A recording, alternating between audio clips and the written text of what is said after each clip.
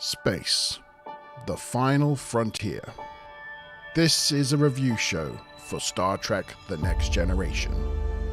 Its continuing mission to explore interesting plot points, to seek out goofs and continuity errors, to boldly go where no other TNG review show has gone before.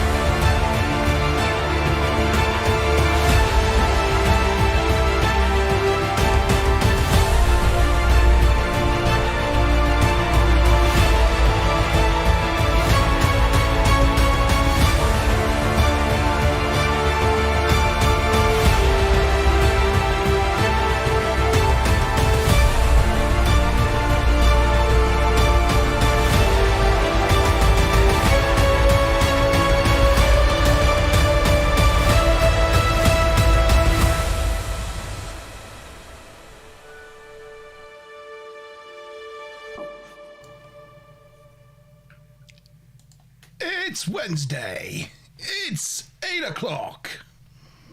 It's the TNG review show. You were nearly too early then, Maz. You nearly shot too soon. I know. You were like, it's 8 o'clock. I'm like, oh, it's the TNG. And I'm like, oh. Yay. Yes, it's us. We're back again to talk about another episode of Star Trek The Next Generation. We'll be consigning it to the vault this week. And I'm joined with my co-hosts, Mazima Bob, Tavikins Turner, and Chief Sean. Good evening, everyone. Evening. Hello, peoples. Good evening. Quick round the table. How's your week been this week, Mazima Bob? It's been very good. My work is kicking off now. Gone over a couple of months of part-time work. I'm back in it 9-10 hour days, so it's been a bit manic, but you know, it'll pay off come payday. It will certainly pay off, yes. Tavikins, how's the farm going? Oh, it is busy. I'm loving it. My plants are blowing up, and I can't wait to get them outside. I'm repairing a greenhouse, and I'm about 2/3 done. I have another greenhouse to put up, but soon the plants will be in that greenhouse, all warm and cozy. And the chickens are spoiled because they get like watermelon every other day, and they just love that. And they're looking at me now every other day, knowing that it's watermelon time. And they follow me. They just pace back and forth as I'm working. Like, is she gonna come now? And then they give me the pissed off clucky noises if it gets too late. Can you tell the difference between the different clucking noises to the anticipated clucking noises to the what the hell is this clucky noise? They've got a song for when they lay an egg. They've got a song when they're about to square off and start fighting. The rooster gives off different calls if he sees something in the sky or on the ground. or if he wants to like trick them into coming closer so he can have sexy time. And what's this and on when the they're floor? What's this? yeah, on when the they're floor? excited in the morning and coming to see me, they're like, "Woo, hey!" And then if they don't get it, they're like, and they just hold it like, "Bitch." And then you see us waiting. So the tone does change, like a bird. Top notch chicken impression. That was. I could envisage. You should not ask me about chickens. I'm a chicken lady. Yeah. Meanwhile, I have I have a flat, and sometimes where my bins are is locked up, and I've got one of those little caddy bins for my green waste. And if I put it out with any sort of meat on basically kind of a fire escape kind of landing thing, the crows have figured out there's food in it. So if I come back an hour later, it's strewn just everywhere, carcasses of chickens and bits of half rotten meat. So I just have to leave it in here and smell it if it goes bad. Not fun at all. No. Nice. Aside from... Is that a bridge you're on? Sorry? Sean? Pigeons, crows, mainly crows, yeah. A robin came into my flat this morning, actually just like walked in. I went to get a photo because he'd walked in like the hallway, and I went, ooh, and the thing just, I was like, damn it, ruined it. But making himself right at home. Thing is, robins are just like hard as fuck, aren't they? They're just like, don't mess with me, I'm a robin. You go to like shock them, and they just look at you, go, what are you doing? Yeah, they just don't care. Well, they say in Ireland at least. I never knew that about them. Yeah, they are. They're tough little things, robins. Yeah, well, they say in do Ireland. This little hop every now and again. I don't know if you guys have it in England. They do this hop where they kind of like stick their chest out and like bounce with their chest, like what? Sorry, Sean. I was just gonna say there's kind of a thing said that if a robin visits you, it's usually like a relative checking in on you or something. But any of my relatives who know me know I like my privacy, so I doubt that was the case. Like, what are you doing here? That's probably why they buggered off as soon as you saw them. Yeah, probably. I wasn't here. I didn't do anything. I think the most animals I'd be cultivating aside from the dog in my garden is ants. That's the only thing I seem to be really good at cultivating ants in my garden. Tell me about it. I got ants in my kitchen. They're just everywhere. I'm doing battle with them on a daily basis. Yeah. I finally gave in and put Raid powder down along the baseboards, and then it was chaos. And I've only seen one, so they're getting cheeky again. Well, this is it. Like, we beat them back, and they were gone for about sort of 5 or 6 days. But woke up the other morning and they'd found the bin.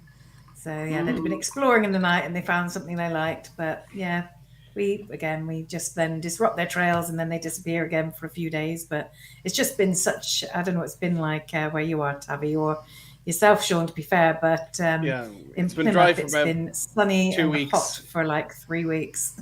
Yeah, basically, same thing, and we haven't had a dripper. I was hoping it was going to rain today. It didn't, but I mean, we all like a dry spell. When it gets to like coming around Friday, days, Saturday, it's like the silage is done. Like give us an old last. Yeah, I think the weather's going to be turning for us soon.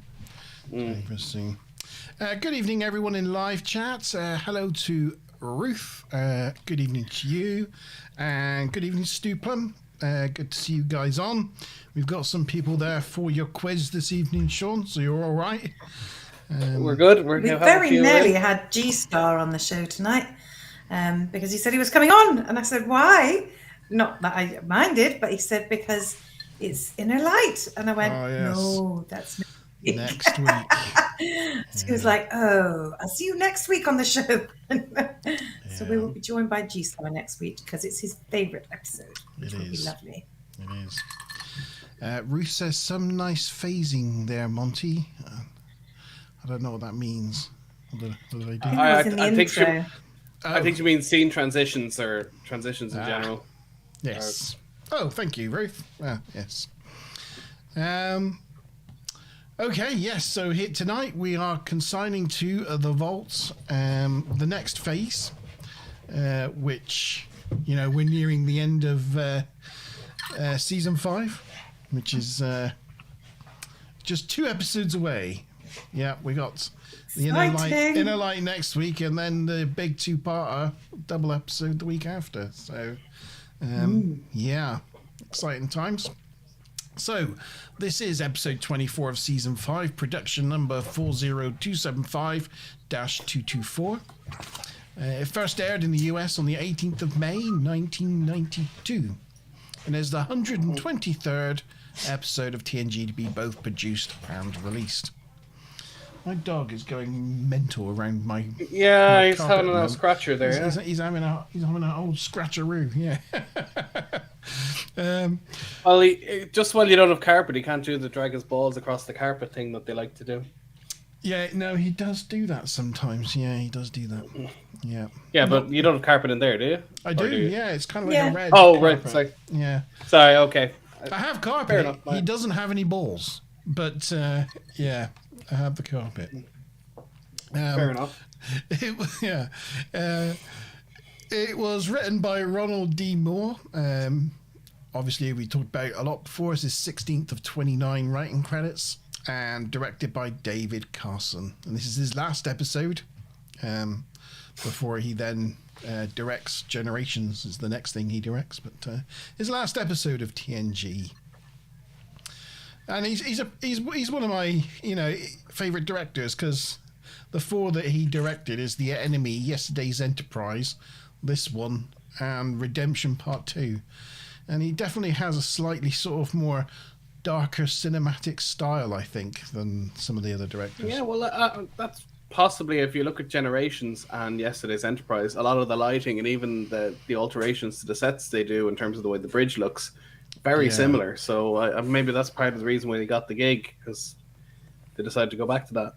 Yeah, when you look at him, like the Time is the Fire in Which We Burn, when they're talking to Dr. Soren, is it? Soren. In 10 Forward, like 10 Forward's hardly lit, and is actually like the sun blazing in from like the windows, like an orange. Yeah, you never saw it in the show, yeah. Yeah, but you never see that sort of thing, but it just looks really cinematic and really cool. And I do think he lends that sort of directing style to TNG. Yeah. Nowadays, they can just put a big AR screen behind the windows and generate any light you want. Times have changed. With some lens flare and that sort of thing mixed in with it as well. Yeah. Oh, right. I've got my wheel all ready this evening for the quiz. So usually I'm like, oh my god, my wheel, but I've got it all ready. So let's share the window and get up the first picture. So this was originally supposed to be a cost-cutting bottle show, apparently, but turned out to be one of the most expensive of the season. Well, it's got a lot of effects in it, hasn't it? A lot of, like, well, that's it. That's why I ended up effects and phasing effects, and I don't know. And you know what? You know what Emmy got nominated for? Effects. Yeah, outstanding individual achievement in sound mixing. Oh. He got nominated for the sound. Sorry, that just made me laugh. Yeah, the effects guy is like, really? Sean, you're on a bridge. I can't decipher your background. Defiant. It's defined. I can't see your background. The Defiant. Put myself out of it. Is it the bridge? You don't know what the Defiant is. Oh, the Defiant is the ship from Deep Space Nine. Yeah. Oh, I know what it is, but I haven't really seen the inside, so I couldn't recognize it. I didn't know if that was a bridge room or. It's the bridge from the Defiant. Yes, the bridge. Yeah. It's a cool bridge, actually. I quite like it. It's small, compact, but very functional. It's a little under, somewhere between half and a third the size of the Enterprise D bridge. It's quite nifty, and it's got two tactical stations, because it's got so many weapons. One tactical station wasn't enough, so they've two. She packs a punch. She does pack a punch. She was designed to take on the Borg, you see.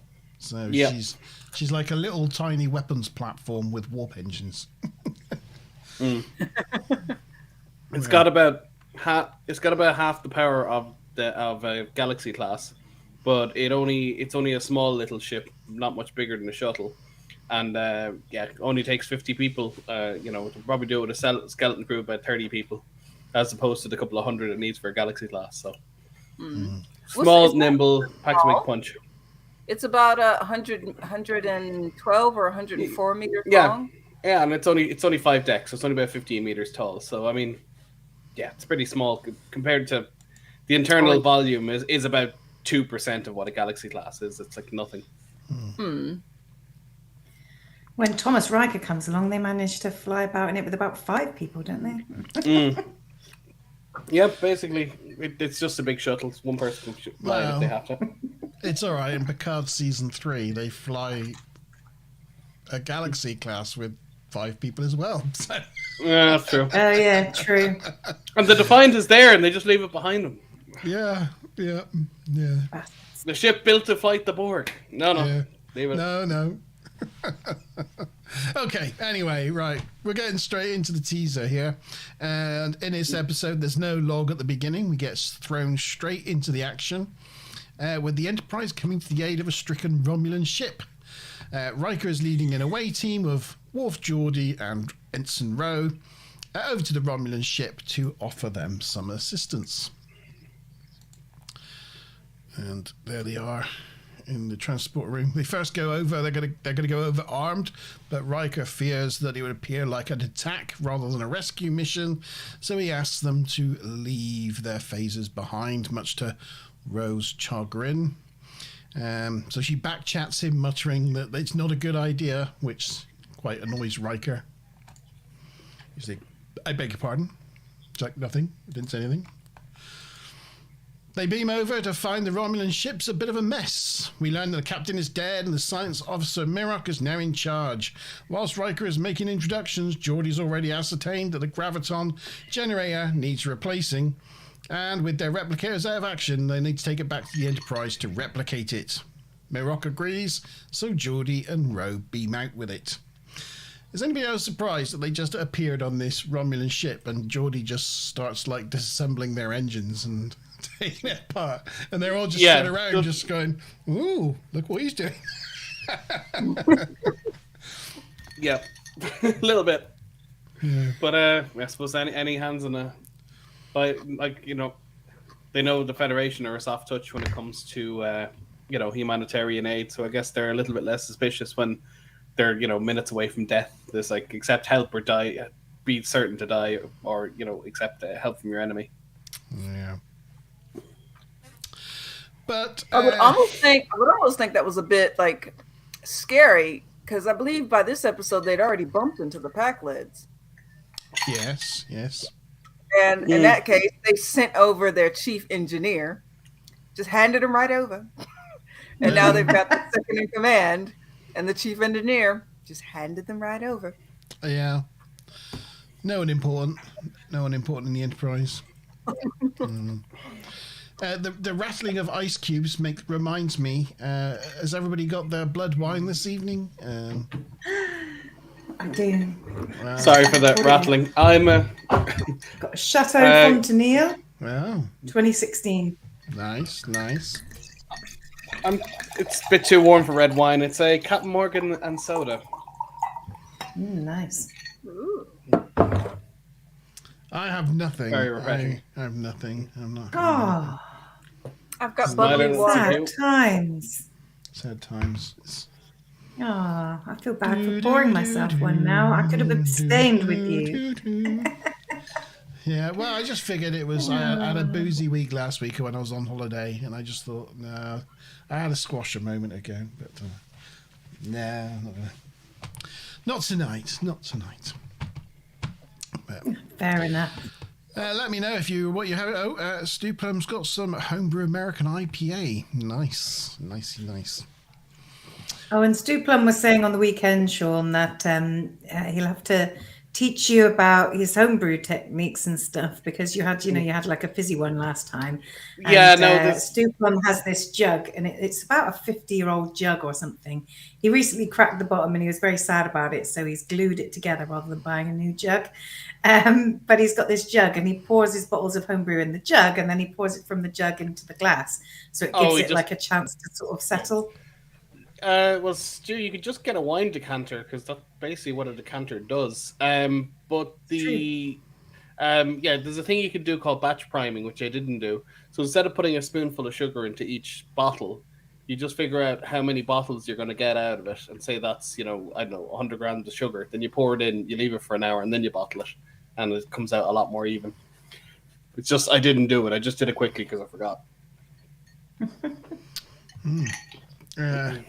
I could try the horse tranquilizers, Wookie. Yeah, that's always an option. Yes. So, Mirok agrees. Geordi and Ro beam off with their graviton generator. I don't know why they need a graviton generator though, because doesn't that generate gravitons? Hasn't that got something to do with shouldn't they be floating about now if they're taking the graviton? Yeah, I gave you that question last week, I think. Yeah, that's what were gravitons. I was like, oh, gravitons. That's got something to do with the artificial gravity. Yeah. I don't quite understand how that is. Well, maybe you need to. Well, then it'd be anti-gravitons. Maybe you need to displace your gravity for the cloak to work. Kind of would make sense. But I don't know. I don't know how that works. I've just looked at graviton field generator, but it says it was used in tractor beams, shields, and warp drives. Oh. Well, you can understand tractor beams because they creating a gravity field to pull things. Warp, you can manipulate the gravity of the ship. What was the other thing you said? Cloaks. Tractor beams, shields, and warp drives. Well, I suppose if it was some sort of repelling force, it could be used to make a shield. Right. I would imagine they would need it for the antimatter chambers if you need to control these different chaotic elements. Gravity might be. Yeah, maybe. No, they use magnetic confinement for antimatter. That's true. Just straight up magnets. You do have them. Yeah, they talk about the magnetic restrictors and those sort of things, don't they? Yeah. Yeah. I had a very enjoyable time thinking of all I'm not sure about that fake science that went into this episode, trying to make sense of things. We'll get into some of that as we go along. So in the transporter room then, as Geordi and Ro beam out, we've got a transporter chief here who cannot get their patterns to rematerialize. And after failing a couple of times, she returns them to the Romulan ship. But they also fail to appear back at the Romulan ship. It looks like Ro and Geordi have died in a transport accident. And that's how we end the teaser. Dun, dun, dun, dun. Dun, dun, dun. Okay, I'm glad you didn't mention the name of that transporter chief. Because I left it out on purpose, thinking that might be an important piece of information. Yeah. Okay, so what was the name of the transporter chief on duty in the teaser? A. O'Brien, B. Brosmer, C. Collins, D. Daniels. Who cares where the hell is the D man?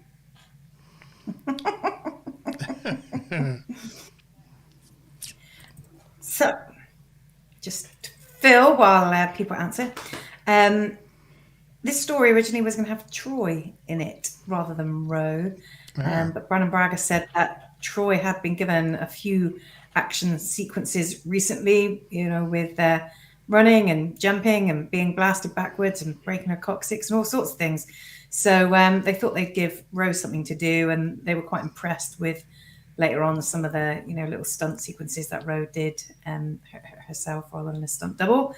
So yeah, they were pretty impressed with her performance. And Ronald D. Moore said they were always trying to bring Rose into the scripts because they knew that her character brings out that sort of spark and conflict and that bit of interest that you don't really get from a lot of other TNG type characters. So yeah, I couldn't really find Troy believable having a fist fight. She's more about talk about her feelings, kind of hippie kind of lady. Just doesn't have it in her. Whereas Ro, you could put her into any sort of den and equity and expect her to come out winning and fighting. I mean, she's a bruiser. And did you notice a bit of a continuity error around the transporter chief sequence? So when you see from one point of view, from the side view, her screen is almost like this in front of her face, and her hands are up really high. And then when you see it from behind, it's down at her waist, and then it's up, then it's down, then it's so. I Yeah, did think that was quite interesting. Yeah. You know that station's got that ergonomical table lift function. Like my table. Yeah. Although, can you imagine being a transporter chief and they didn't even give you a stool? I mean, you're there for 8 hours. I mean, what if you're flying through space, from one starbase to another, and it's a 40-hour journey? You're just there going, Bip. There's nowhere to beam to or beam from, and there's 22 transporter rooms or something like that on the galaxy. It's ridiculous. Now, maybe they're not all manned, but 2 or 3 definitely are, and it's like, wouldn't want to be there. And your bonus question, Sean? Bonus question.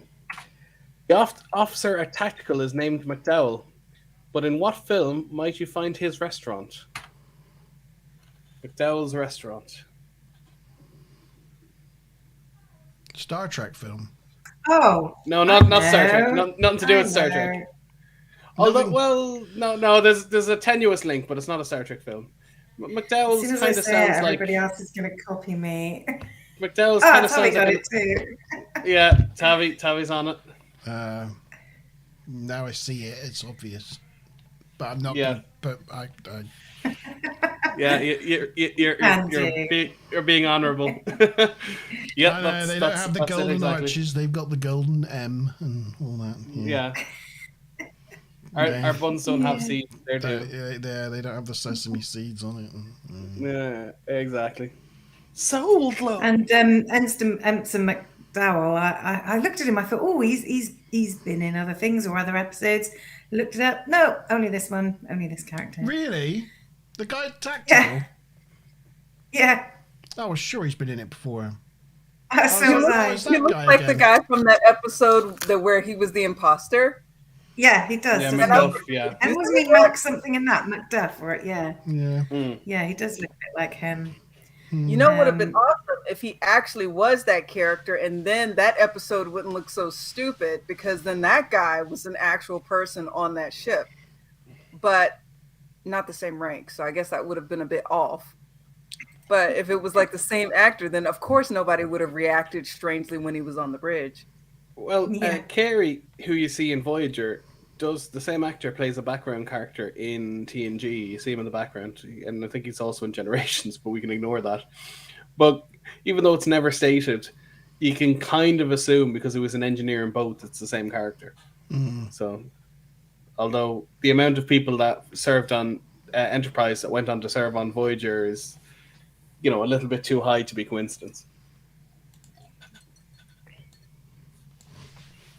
Right. Unless you're, of course, Torek and Vorik. Torek served on Enterprise and Vorik served on Voyager. It just happened to be played by the same actor who happened to be Jerry Taylor, the casting person's son. Right, ready? Who's spinning that wheel? Who's going to win out of Tavykins 50-50. or Mazima Bob? Exciting. Don't often have this. Tavi always has the look of the wheel. But not today. Ooh. Today it's Mazima Bob. Lucky. Tavi has lost the look of the wheel. What's going on? It was All is last not right week. with the universe. Well, there's not enough D energy in this one. And I'm thinking that the answer to question 1 is B. You're covered in B's. Because it's Little bit, summer. Brosmer, yeah. Yeah. And with the exception of E, who cares where the hell is the D-man, the other 4 are actually all transporter chiefs shown in TNG at different times. Ah, yes. Yes. I also thought that I've seen her somewhere before, but then I looked her up on IMDb, Brosmer, and no, haven't seen her anywhere before. So, there we go. She's been in a number of things, but nothing I recognised. Okay, on to Act 1 then. Poor Geordi and Ro. They've gone. A rare moment where Picard's doing the Riker manoeuvre on Data's terminal. It's not often you see that. No. So, yeah, He's taken a Shakespearean knee. He is. Shows remorse. On the bridge, Picard orders the transporters to be brought offline and asks Data if they could materialize somewhere else, but Data can't locate them anywhere within transport distance, and Deanna can't sense them with her senses. Meanwhile, Riker needs additional help, so Picard sends Data and some engineers over to the Romulan shuttle using one of their shuttlecraft. Way to send more key personnel over to there. Yeah. Yeah, make sure to send robot shuttlecraft. Do not trust the transporters. No. Things are going from bad to worse on the Romulan ship as pressure in the core is rising and there are many Romulans trapped throughout the ship. Pressure suddenly spikes and they need to eject the core. Worf and Mirok locate the clamps and they unclamp their core, and Riker helps them remove debris from the door so they can close it, because they can't eject the core until the door is closed. However, once the debris is removed, they still can't close the door, but luckily for them, Data arrives just in time. Big Daddy, look at that side ass. He's like, Woo! hold my drink, clenches his buttocks and pulls the doors together. I'd love to know who designed the emergency doors for ejecting the warp core with no backup force fields and just with like random pillars that can just fall down and block them, so the whole building explodes instead of just getting rid of the warp core. Well, to be fair, they Not might great have design. They might have had backup force fields, but they've just taken their graviton generator out, so they Maybe can't do that now. Possibly. That's a fair point, actually. Yeah. So they eject the core. The Enterprise extends their shields around the ship, and everyone's saved. Yay! On the Enterprise, Picard heads to sickbay and somehow fails to notice an unconscious Ensign Ro lying out in the corridor. Ro gets up and takes a walk around and walks to sickbay, only to find that Picard and the Doctor are talking about how Geordi and herself are now dead, and Beverly hates writing up death certificates. As Picard goes to leave, he walks straight through Ro as if she isn't there. Wow, that kind of makes her look like she's got a weird handlebar moustache. Yeah, she's kind of looking Mexican or something. Yeah. Anyway, that's the end It'd of be Act better 1. if it made it look like Picard has choice hair. Yeah. Yeah. End of act. Okay, so this is going to be a tough one. Quick. Who closes the door to the warp chamber? A. Riker, B. Worf, C. A Romulan, D. Data, E. Data again, just because. Oh, you've confused me now. I don't know. This is going to be a total guess-a-rooney. I don't know. Not the door, not the one that Data closes. We're talking a different door, right? No, we're talking about that door. The one that Data closes. Oh, right. Oh, gosh. Sorry. That's easy then. While we're filling that out, I just want to reiterate. I have no idea what Picard's end of brief is going to be when he encounters a Romulan ship. He sends over Riker. Okay, we understand that. That's second in command. He sends over Worf, his tactical and security officer. He sends over Geordi, the chief of engineering, and loses him. No one cares about Ro. And on his second bout out, he sends his science and operations officer, his third in command. So they just say psych and boom off. The amount of senior staff he has ejected from the Enterprise is just mind-boggling. Like, are you serious? Are you Nearly serious? the entire senior staff team, save Troy. Yeah. I was like, you sure you didn't want to send a Crusher to make sure everyone's all right? Oh, yeah. For sure. Yeah. Yeah. Okay, we have a bonus question. Yes. Where did Picard say he was going to check to see if Ro had family? So Say he again? said, sorry, it's weird how to phrase this. So Crusher asked Picard, does Ro have family? And he says he needs to check with Blank to find out if Ro had any family. Although presumably no, because she's been serving on the ship for years. You think she'd mention if she had a sister or something. I'm going to go with...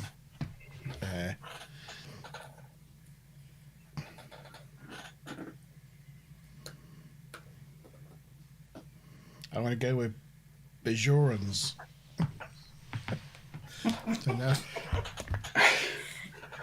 All right, yeah. It's a good Tavi answer. and Mazza, yeah, close enough. I think I kind of need Bajoran liaison. Bajorans is a bit short. Yeah, Ruth has it as well.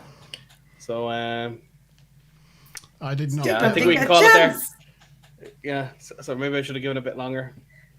So Mazza, Tavi, and Ruth are in the draw. Unless you want to overrule as host and put yourself in anyway. No, I can't really stop. No. Was it Mazza, Tavi, Ruth? And I'm going to assume Stuplum would have got there eventually. And Stu. You didn't give him enough time. I was a bit quick on that one. Sorry. So, I will spin that wheel. Who's going to win? Not Maz again. Oh, no. The luck has returned to the Tavikins. The luck has returned. Congratulations. And G-Star is in the house. Hey, G-Star. G-Man. Stuplum started typing. He was getting there. He got 3 letters in. Yep, so your answer to question Good job 2. you didn't mistype with a V. Sorry. Yeah, I will accept Data or Data just because, or D&E together. They're all perfectly good answers. Yes. Everybody got that right. So Tavi and I are in joint lead, 3 others in second, and G-Star coming in with a strong third. Coming in clutch. On to Act 2. The Act 1 was a pretty quick. It was a really quick act. I've got a question. I've got a quick question. How do they breathe? It is a good question. So, go ahead. Well, there was something which is saying about, why. So they're cloaked and phased, so their molecules pass through other matter. Yeah. So it's questionable why they're still able to touch certain items, why they don't pass through the floor. It seems like they can obviously still breathe and communicate with each other because they're in the same phase. And in the commentary online, it said there's no reason to assume that there isn't any phased air around them as well, which would make some of these things possible. But I agree with you. You're right. Like the oxygen should pass through the membranes in their lungs. It shouldn't be able to interact with them, so they should suffocate. They should have automatically just suffocated to death, or and just be floating around the Enterprise, suffocating. Because also, how can they see each other if they're both cloaked? Because the light should pass straight through them. If they're under cloak, they should be incompatible with the photons. Yeah, they're phased, aren't they? So they're on the same phase, or they're on the same, I don't know what it is, the same wavelength or something like that. But on the gravity plating as well, there's some theory. Star Trek writers, apparently they later explained this by saying that the ship's inertial dampeners and gravity plating kept them into vertical alignment with the ship, even though horizontally they could pass through bulkheads. Well, that makes sense. Is gravity plating, gravitons. Yeah, okay. You can get half a pass for that. But... I thought they were able the oxygen one. So when she leans down on a table, that should work then, right? Because it's going down. They kind of shouldn't, but they kind of should just fall through it and hit the floor and stop there. I had the impression that like when you're phasing and stuff like that, you're actually still there for very short bursts. I didn't know if it was frequency based because I know they're cloaking. Or wait, at least with phasing, it's almost like you're flickering. I'm using a little bit of D&D information from there as well. Yeah. So they are physically there, and that's why you can touch certain things, but there's minimal resistance, because by the time you actually come into contact with it, then it starts to react on that like quantum level. Can they So touch that's where certain things? Can they? I didn't think they could touch anything. Ro you on can the bridge, touch she it, but you just go touches through it. the console and the chair, but they're not supposed to be able to touch things, I don't think. But the Romulan's sitting in a chair later as well, Yes. which he shouldn't be able to do. No. So they seem to pass through some things and not other things. It's not very consistent in general. No. Okay. Right. Okay. So, Act 2 then. Ro implores. What are you doing, Sean? Sorry, I was just Sean's making rolling. noise. Making noise. I Sean. probably should have muted. Bingo when I did banger. that. Christ. Ro implores Crusher to hear her, but of course she cannot. Ro punches the desk in annoyance, but of course her hand just goes straight through it this time around.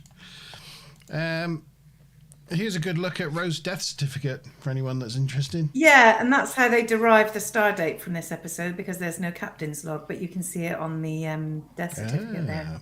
Yeah. Stardate 45892.4. Also, they have the date in non-American format. Unusual for an American show. I guess they just decided it was in the future. They've gone metric with their dates.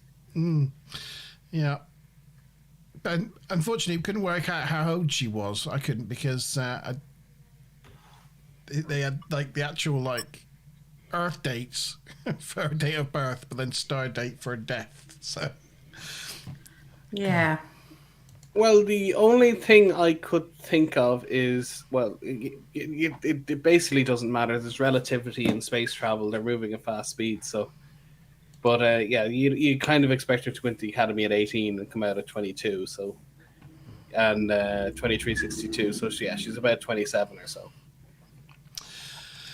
I think we're in 2368 or 69 in this episode. I don't know. Okay. Meanwhile, on the Romulan ship, the Enterprise starts providing power via power transfer, and Riker reports that they are modifying a subspace resonator to act as an engine core. They will only do warp 2, but that will do. Wow, they can have subspace resonators acting as warp cores now, and there's all sorts of interesting like side tech things in this episode. Data reports that he finds an energy fluctuation and wants to examine Transporter Room 3, and Picard agrees. And Data also wants to arrange a memorial service, as he considers Geordi to have been his very best friend, and Picard agrees to that as well. Well, warp 2 is only about, I want to say 4 times the speed of light, or maybe it's 8 times. Whereas the Enterprise can do warp 9, which is something like 500 times or 1,000 times. Yeah. So warp 2 wouldn't get you very far. I think it'd just be easier just to contact the Romulans and let them pick up their own people, rather than, have them try and limp home over a couple of months.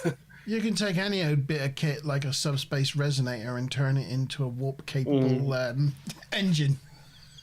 Well, the lower end warps, are reasonably easy. I mean, you can hit warp 1 without dilithium crystals, because obviously there was none on Earth.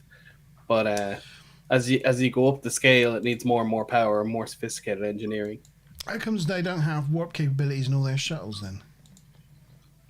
I'm not really sure. They manage it with the the runabouts, but they can only do warp 5 or warp 6. So relatively minor. That's only about 5% of what Voyager can do. Yes, Data's having a fluffy day. We've noticed this season that the hairstyles are a lot more bouffanty. They've become.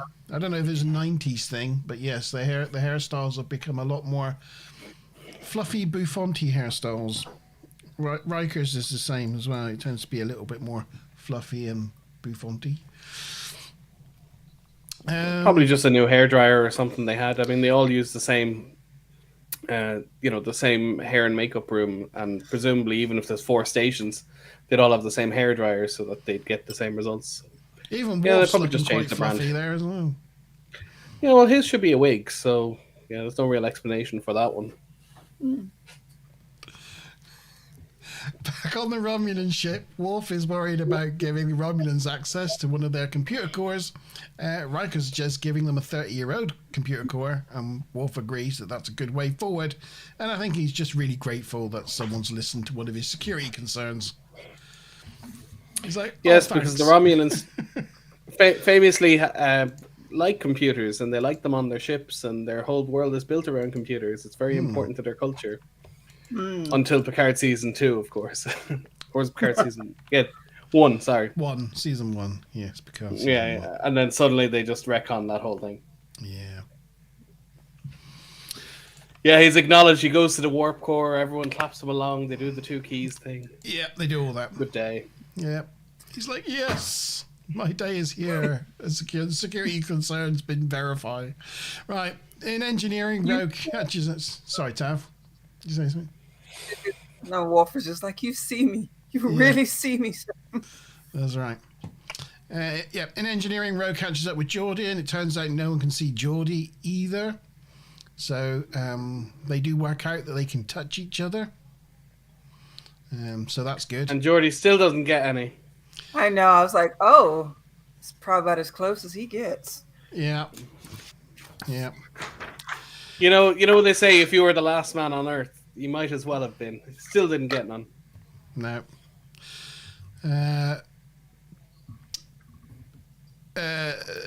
So Rogue tells Geordi that they are dead. We're dead, Dave. She tells them that about the death certificates and the conversation between Picard and Dr. Crusher.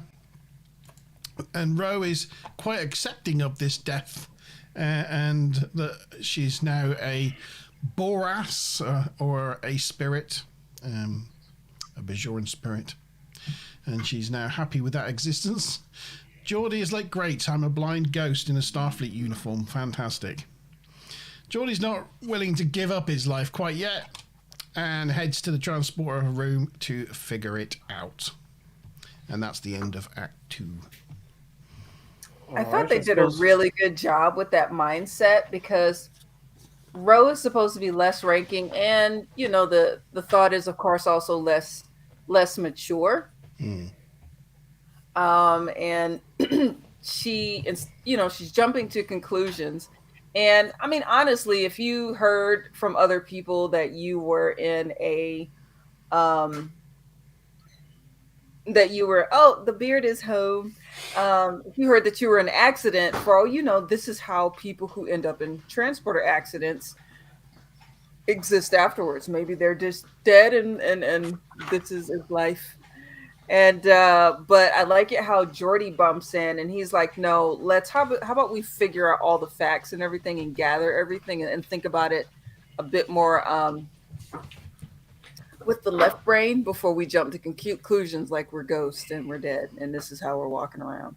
But I just appreciated that tiny bit there for that. Yeah, and she was brought up in a religious Bajoran culture, and Geordi was brought up by Starfleet officers who are kind of non-religion. So it sort of pans out, doesn't it? Really.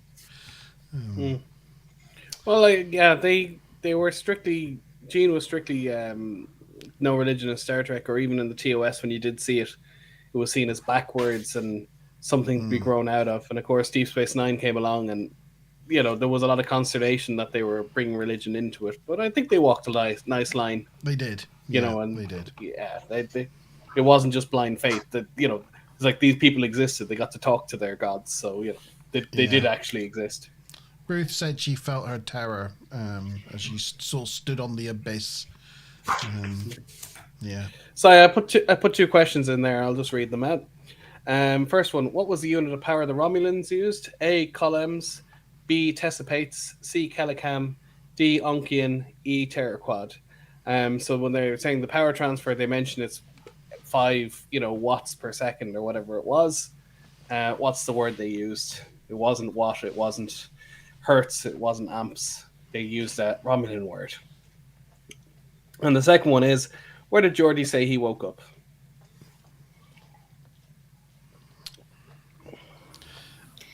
Where? Where? I thought you didn't put reference- what did Geordi say when he woke up, and I'm thinking we didn't see that, but no, Where where did he did- wake up? Where did Geordi say he woke up? Sorry, yes. Yeah. Okay. I didn't reference this. I referenced DS9. Yeah. The first one is a guess. Yeah, I'm gonna have to guess too. Well, Tommy, will this help you? There, Chief in yellow. That help? I'm trying to put a uniform over a uniform here. It's not really working. There you go. And I was waiting on that. You've got me, Chief in yellow. Hey. What do we So- think of the, while the answers are Ruth- coming in, what do we think of the Ruth- hairband? That's I like not it. bad. It doesn't complement the hairstyle and her head shape. That's very much her style. Do you know what the one thing that I just occurred to me? How come like they never had like Geordi visor? I realized Geordi's visor was based on a hair clip initially, but why didn't they make Geordi visor hair clips? You know, for like cosplaying and stuff. You never saw them. It wasn't a thing. Oh.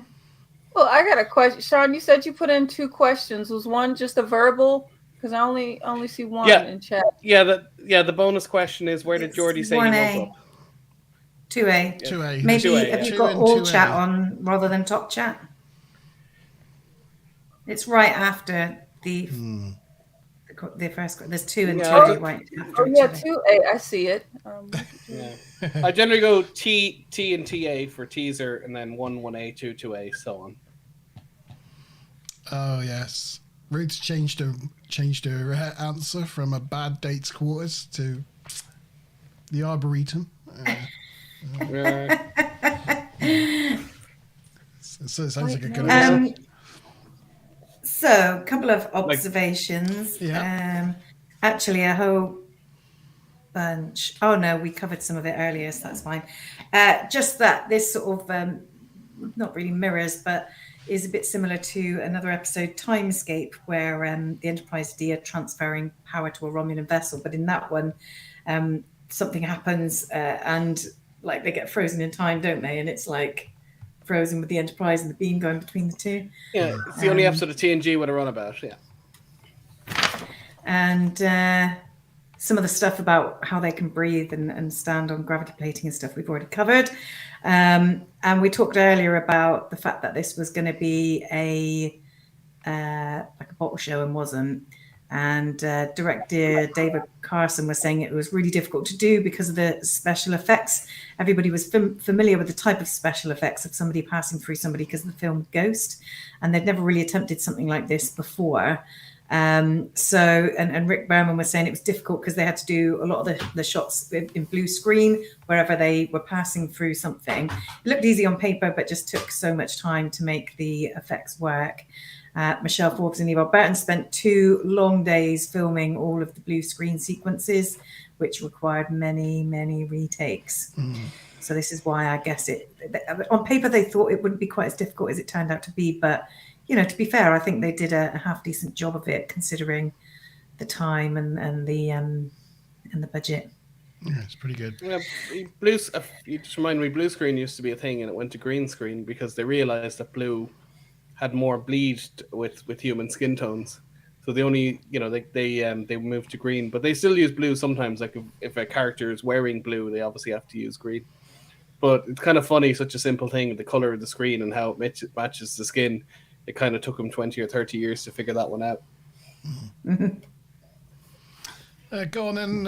What's the answers then, Chief Sean? The first one is, what was it, Kellam or something? I think it was A, was it? Colems, yeah, that's it, A. Hey. And Geordi woke up in the Arboretum. We did. I think pretty much everybody got the first one right except for me. No. It was a guess. I got it wrong.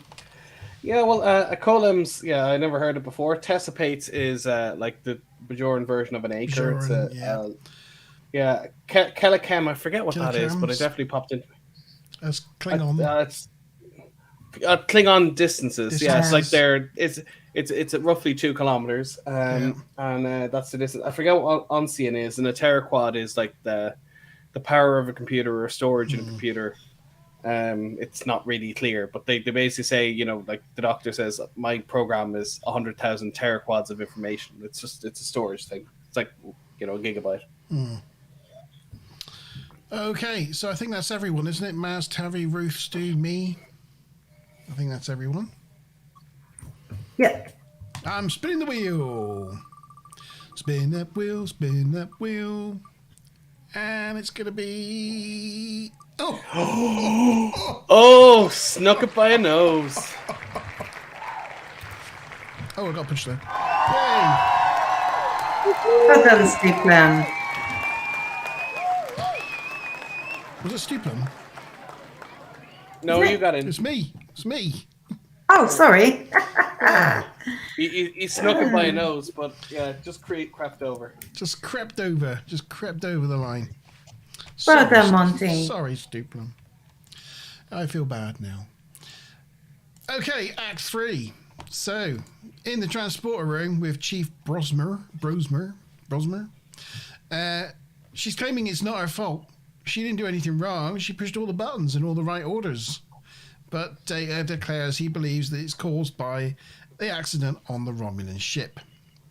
He's detecting chronoton fields, so believes the Romulan cloaking device must have been damaged and leaked chronoton particles. He'll go and devise a way to clean them up, as they can interfere with equipment. Geordi tries to contact Ro with his comm badge, but it doesn't work, so he goes to go and find her, which, to be honest, on a Galaxy-class starship, that might be kind of difficult. Little bit, yeah. I mean, imagine, I don't know, a big school building with like 100 classrooms in it, or I say a hotel with, 200 rooms.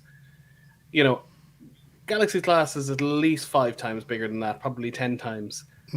Probably got 1,000 rooms. I mean, Good luck. It's gonna take you a while, yeah. Yeah. Maybe sticking to like the bridge engineering, a couple of 10 forward, a couple of the obvious places. spots. Yeah. Yeah, he's not checking every crew quarters. But they did make it seem like they couldn't use the turbo lifts unless they're because they can't use the turbo lifts. No, they can't order the turbo lifts, but they can hop on them, and they have their own gravity plating, so they can go up and down. They can't climb up and down ladders and things, but they just kind of have to follow people in and out of lifts. They'd be absolutely screwed if they just waited by a turbo lift door and just nobody used that particular turbo lift that day. You'd be like, damn it. Well, I would think that there's the several turbo lifts, and the ones towards the center of the ship would be used more, and other ones would be used less. So there's probably a way of hedging your bets a little bit. There's not that many people that go to the bridge, really. Yeah, no, actually, that's a fair point. Yeah, they established and encounter a far point that you're not allowed on the bridge unless you have a reason to be there, basically. So did you notice what was on the turbo lift door when she got out of the lift? I did not notice. No. It said deck 10. Oh, did it? What, on the bridge? On the turbo lift door, it said 10. Deck 10. It's supposed to be 01, right? Yeah. Yeah, should be, yeah. Yeah. They put the 1 and the 0 the wrong way around. Oops.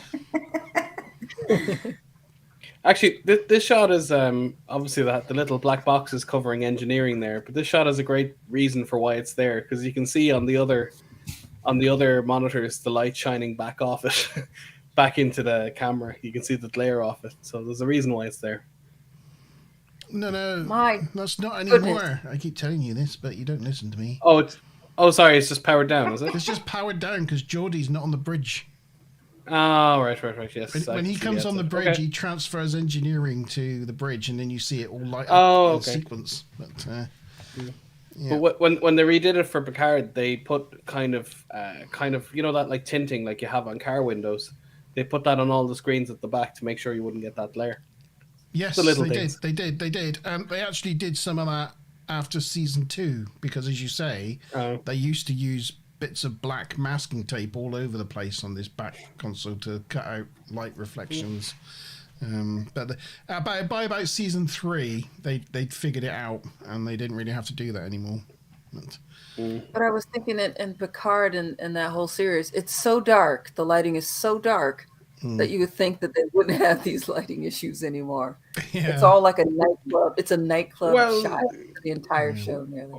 Well, when they were filming on actual film has to be developed by light hitting it. So in order for that to work, they need a lot of light. So yeah, they're using digital cameras. They can capture a lot more with a lot less, basically.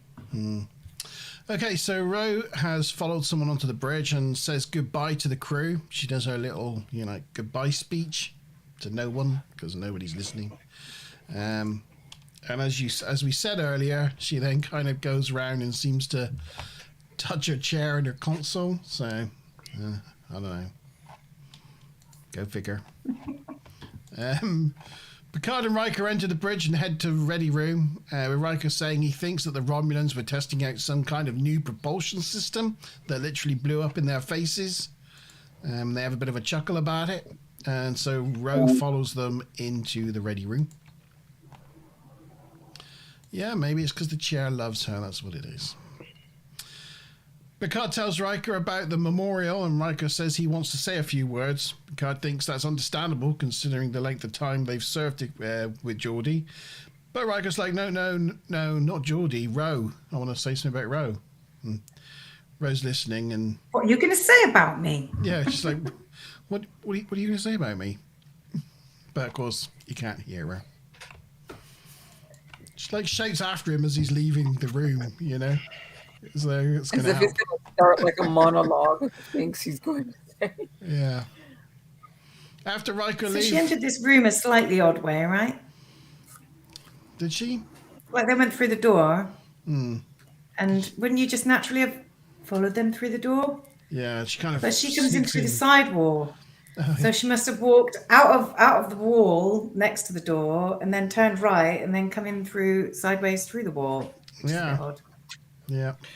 The other problem with that is if she kind of jumped in before the turbolift was there, and she would have just fallen until she hit the deck. And is that a turbolift right next to it? Here. Yeah, just to the left. Yeah, because they use the front turbolift to the left. Oh, to the right is the toilet. Picard has his own little toilet. Yeah, no, she comes through these panels here, doesn't she? Oh, yeah. Right. That doesn't make any sense. It's the side of the bridge where the little, the drawer things the front turbolift. Yeah, there's 3 turbolifts on the bridge. The front left, looking from the view screen, is the one that just goes to the battle bridge. Only ever used twice, I think. Yeah, that's like the front. This door over here.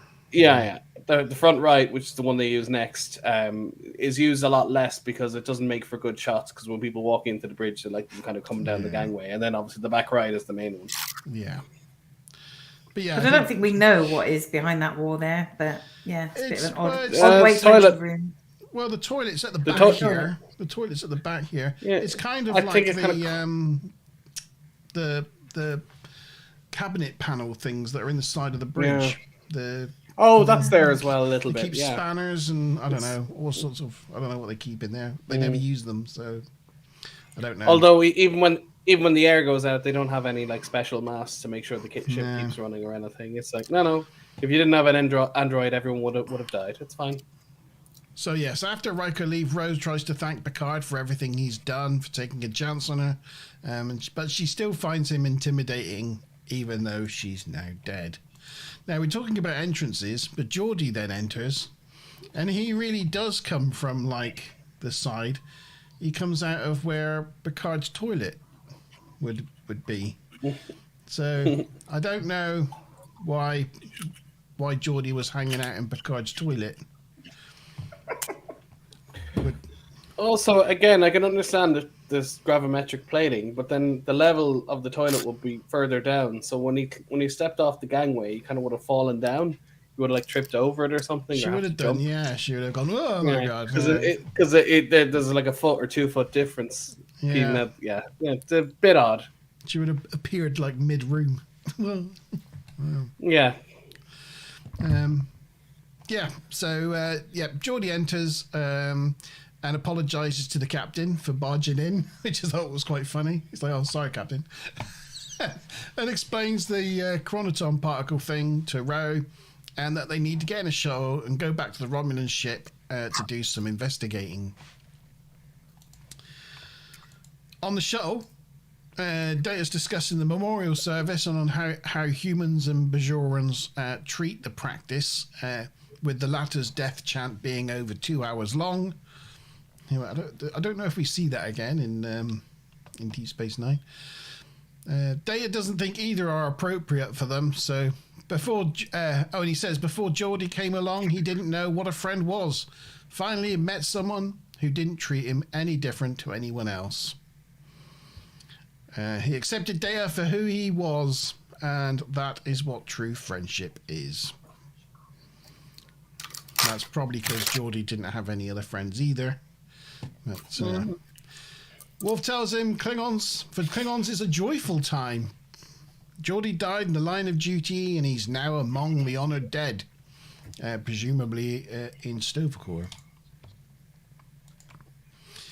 Geordi and Ro are sat behind them in the shuttlecraft this whole time, listening to this conversation and thinking this is all a little bit premature because they're still here.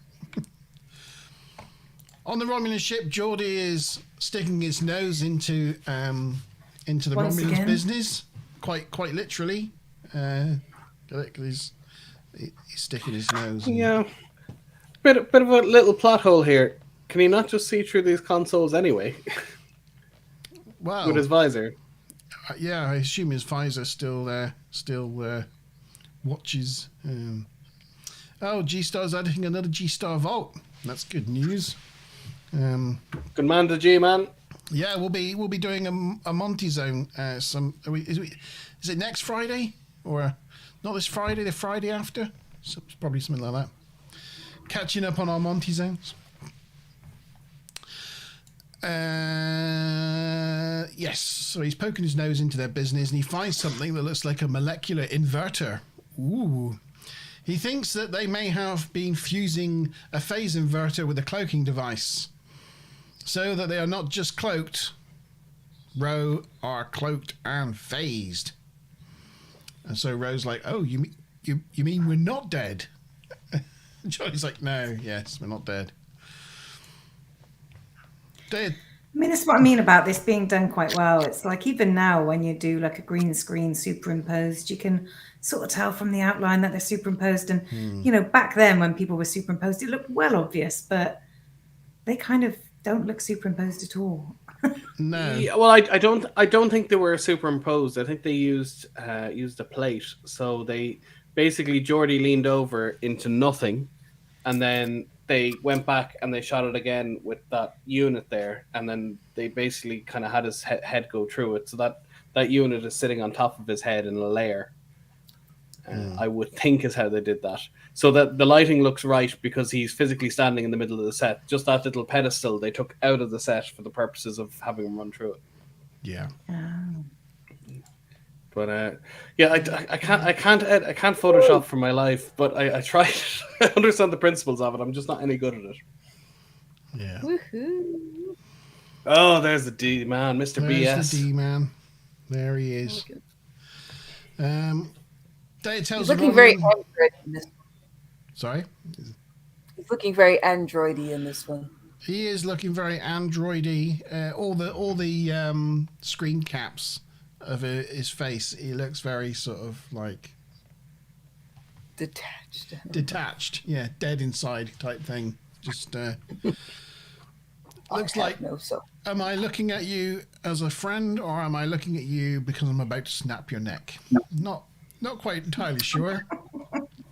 Whew. You know, that's one of my favorite things about it. Like that's the thing that gets you. Yeah. Kill bot in 2 seconds. Yeah. Oh. Data tells the Romulans about the chronotons, and they'll need to eliminate them for everybody's safety. They ensure Data that they will deal with it personally. And then when Data gets called away, they scheme to use the power transfer to set up a muon feedback loop in the Enterprise's warp reactor. That will mean their engines will explode when the Enterprise goes to warp. You gotta give it to them. They're very, very good at just taking as many opportunities as they can. Be like, no, while they're here, let's see if we can try to blow them up. Yeah, that was very Romulan of them, wasn't it? Well, yeah. The other thing is they obviously want to, as much as possible, cover up their experiments. They don't want, the Federation to get a leg up. So, easiest way to do that is to knock them off. Only a scout ship. They can't take them on in battle, and by the time their help arrives, the Enterprise will be gone. So this is their one chance to basically not get. They don't reward failure in the Romulan Empire. So yeah, it wouldn't be good if the secrets got out. Yeah. Yeah. Shuttlecraft in the sky. I can fly twice as high. The Romulans are a bit like the Russians, and in Russia, if you don't, if things don't work out well, you end up falling out a window. So they obviously have a Romulan equivalent. Very, very, very accident prone. Them Russians are always falling out of windows. Oh dear.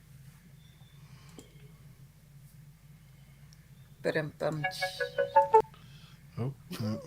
Is it? Butterfly, take a look. It's in a book. I didn't mean it as a joke, more as a witty comment. But yeah. Anyway. Okay, so Geordi and Ro hear all this scheming, and they decide that they're going to try and warn the crew. But as they turn to leave, they are not the only ones that are phased, because they're followed out by a phased Romulan who was sitting in a nearby chair. Yes. It's a special gravity chair. Do you know the way you get a weighted blanket? It's like that. It's got its own. I don't know. Maybe they've got gravity chairs because they don't have seat belts, but they're a little smarter than everyone else. That would be clever. That would make sense. This control console reminds me of like the Doctor's control console from the control room. Yeah, that's a science lab console. You can see they've literally just put little planks of wood on top of it that have just spray painted other things. But yeah, they've used that a lot of times. And this set looked a lot better when it was darker. It was kind of annoying when they turned the power on and it goes, oh, it's all those cheesy pastel colors again. Yes, right. Much more. Yeah. It's very calming. They're going to be in space for a long time. Yes. Let's be intimidating with all our bright pastel colors. It looks like, I don't know, Nickelodeon or something. That was the end of the act, Sean. Yeah, all right. So, which shuttle does Worf say has just cleared so they can now enter the Romulan ship? A, Magellan. B, sorry, hold on, I'm going to do that wrong. A, Magellan. B, 4. C, Galileo. D, Goddard. E, Calypso.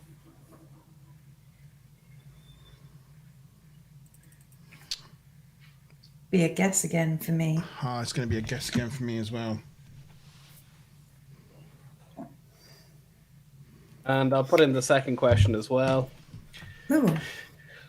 Geordi mentions a cloak that can phase matter as well as cloak.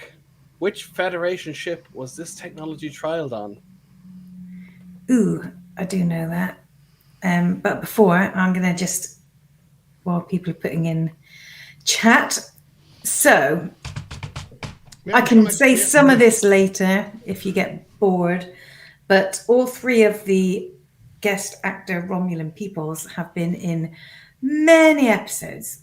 So I'll start with Varel, the female Romulan, played by Susanna Thompson. Right. For all three of them as well, this is their first Star Trek appearance. So she was another character in TNG in season 6, inmate Jaya in season 6, episode 21. She was also Dr. Lenara Khan in Deep Space Nine episode Rejoined, where she's like Dax's former wife or husband or whatever. And she's also the Borg Queen in 3 episodes of Voyager, Dark Frontier, and Unimatrix Zero parts 1 and 2. Just going to say on that, she was actually runner-up for the Borg Queen in First Contact, but they came back to her when Alex Krieg wasn't available for Voyager. And then obviously we had other queens, and she got done dirty because Alex Krieg was available for Voyager again, and then they got rid of her. And then brought Alice Krieg back again for Picard. So, bit mean to her when she was always there for them. And then the next one is this guy here, Brian Cousins, character name Parem. I hope that's not a question. So he was obviously in this. He's also in a season 6 episode, well, in 2 of them, Descent Parts 1 and 2, character called Crucis. And he's also in Enterprise as some alien lieutenant. I don't think he's even got a name in that. And then the final one is Thomas Capacci, who plays Mirok. He was in this episode. Then he was the engineer. Oh. You what? I don't know exactly, but I think he's some relation of Kira Nerys. Oh, is he? Yeah, his father. Yeah. Oh, yes. I did not know that. So, okay. I thought that Kira was... Taban. Yeah. Oh, there you go. Oh, right. Sorry, I'm with you. Yeah. Yes, he is. Absolutely. For a minute there, I thought you were saying that he was a relation of Nana Visitor, but no. Yeah, so he's in. Yeah, I'm with you. He's like a relation of Kira's in Deep Space Nine. Yeah.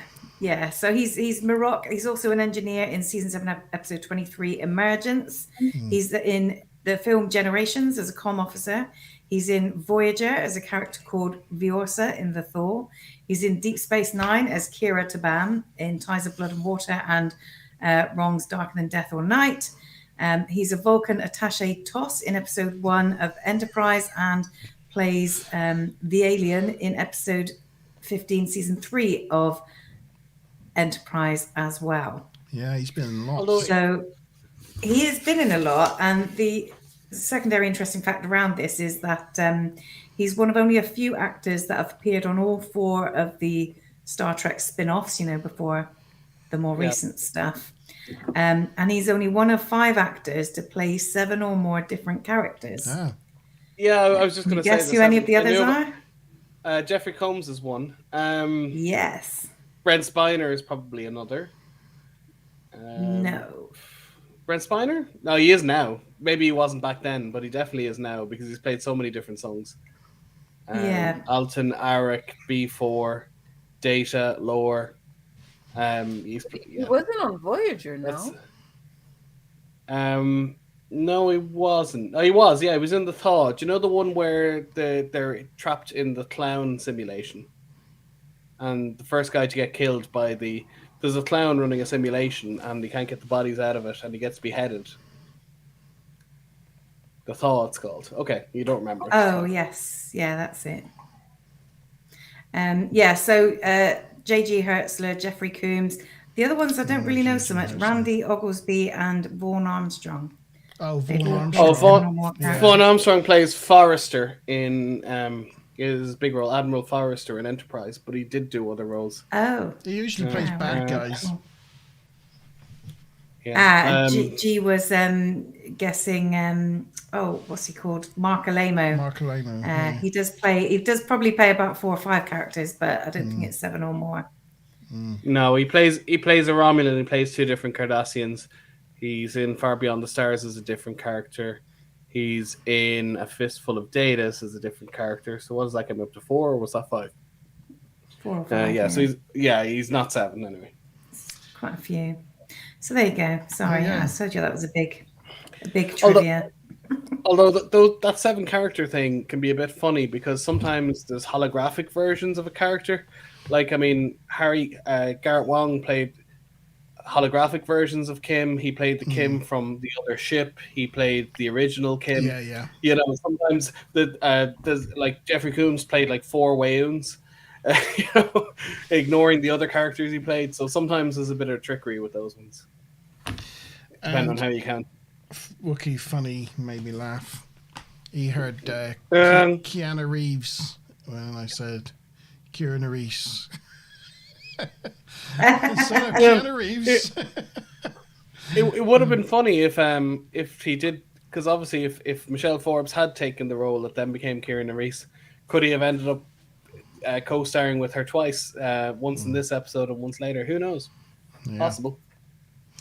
Okay, should we have the answers to the questions then, Sean? I'm sure we can do that. Yeah. Ruth may be AFK because she hasn't answered anything or commented recently. Oh, sorry. Maybe she'll be back. Okay. Tavi guessed Pegasus. That's correct. Sorry, that's 3A. The first one was just Shuttle 4. B4. I was hoping by putting it She as just B4. come in with a B. That's good. She just got Yeah, in there. I was She snuck right in there.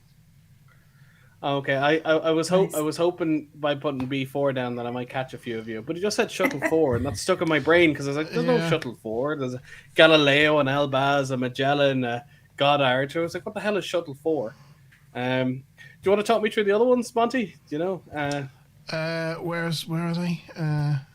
Magellan. Magellan. I don't know Magellan. Yeah, well, it's one of the TNG shuttles. Oh, sorry, Galileo, Goddard, and Calypso. They're all shuttles. Yeah, they are. Galileo was the original series shuttle. It's Goddard also in is the TNG shuttle. though. They have a Galileo. Oh, there's in another TNG as well. And there's one in Prodigy, the Galileo 2, and the Goddard is not seen for a while. That's in Relics. That's the one they give to Scotty. Yeah. And the Calypso. Do you know what the Calypso is? Isn't that from the Voyager? movie? No. It's never mentioned in dialogue. It is the captain's yacht of the Enterprise D. Bloody, of course it Yes, is. from the movie. Yes. No, it's not. I mean, you see it all the time because it's in all the shots, but they never mention it in dialogue or anything. Yeah. Yeah, well done. Well done. But was it that way? Was it a different Calypso that they took in the movie, though? No, that Different was captain's yacht? a different captain's yacht. Yeah. It started with a C again, but it's gone out of my head. Okay. Yeah. Mazza and Montalban also said Pegasus. Yep, Pegasus. Yeah, did. Is correct. it's Riker's ship, Yes. wasn't it? That was found in the asteroid. Yeah, that's the one. And well, presumably because obviously Riker's been serving for a couple of years, their attempted tech predated the Romulan one. Yes, it is an interphase an interphase cloak that the USS Pegasus illegally attempted to test. LaForge foreshadows this with his final sentence in this episode saying, maybe we should develop our own interface device. Yeah. Good notes, Mazza. Good notes. Yeah. Sorry, the Enterprise E one, I knew it started with a C. It's the Cousteau. So it's the Cousteau. Calypso and the Cousteau. That's, yeah. Okie dokie. Oh, I need to spin a wheel, don't I? That's 3 people for Yeah. the wheel. Yeah. Three. The Voyager also had an aero shuttle that we never saw. But sorry. Go for the wheel. No roof, no stuplum. Not for Pegasus, no. Spinning the wheel.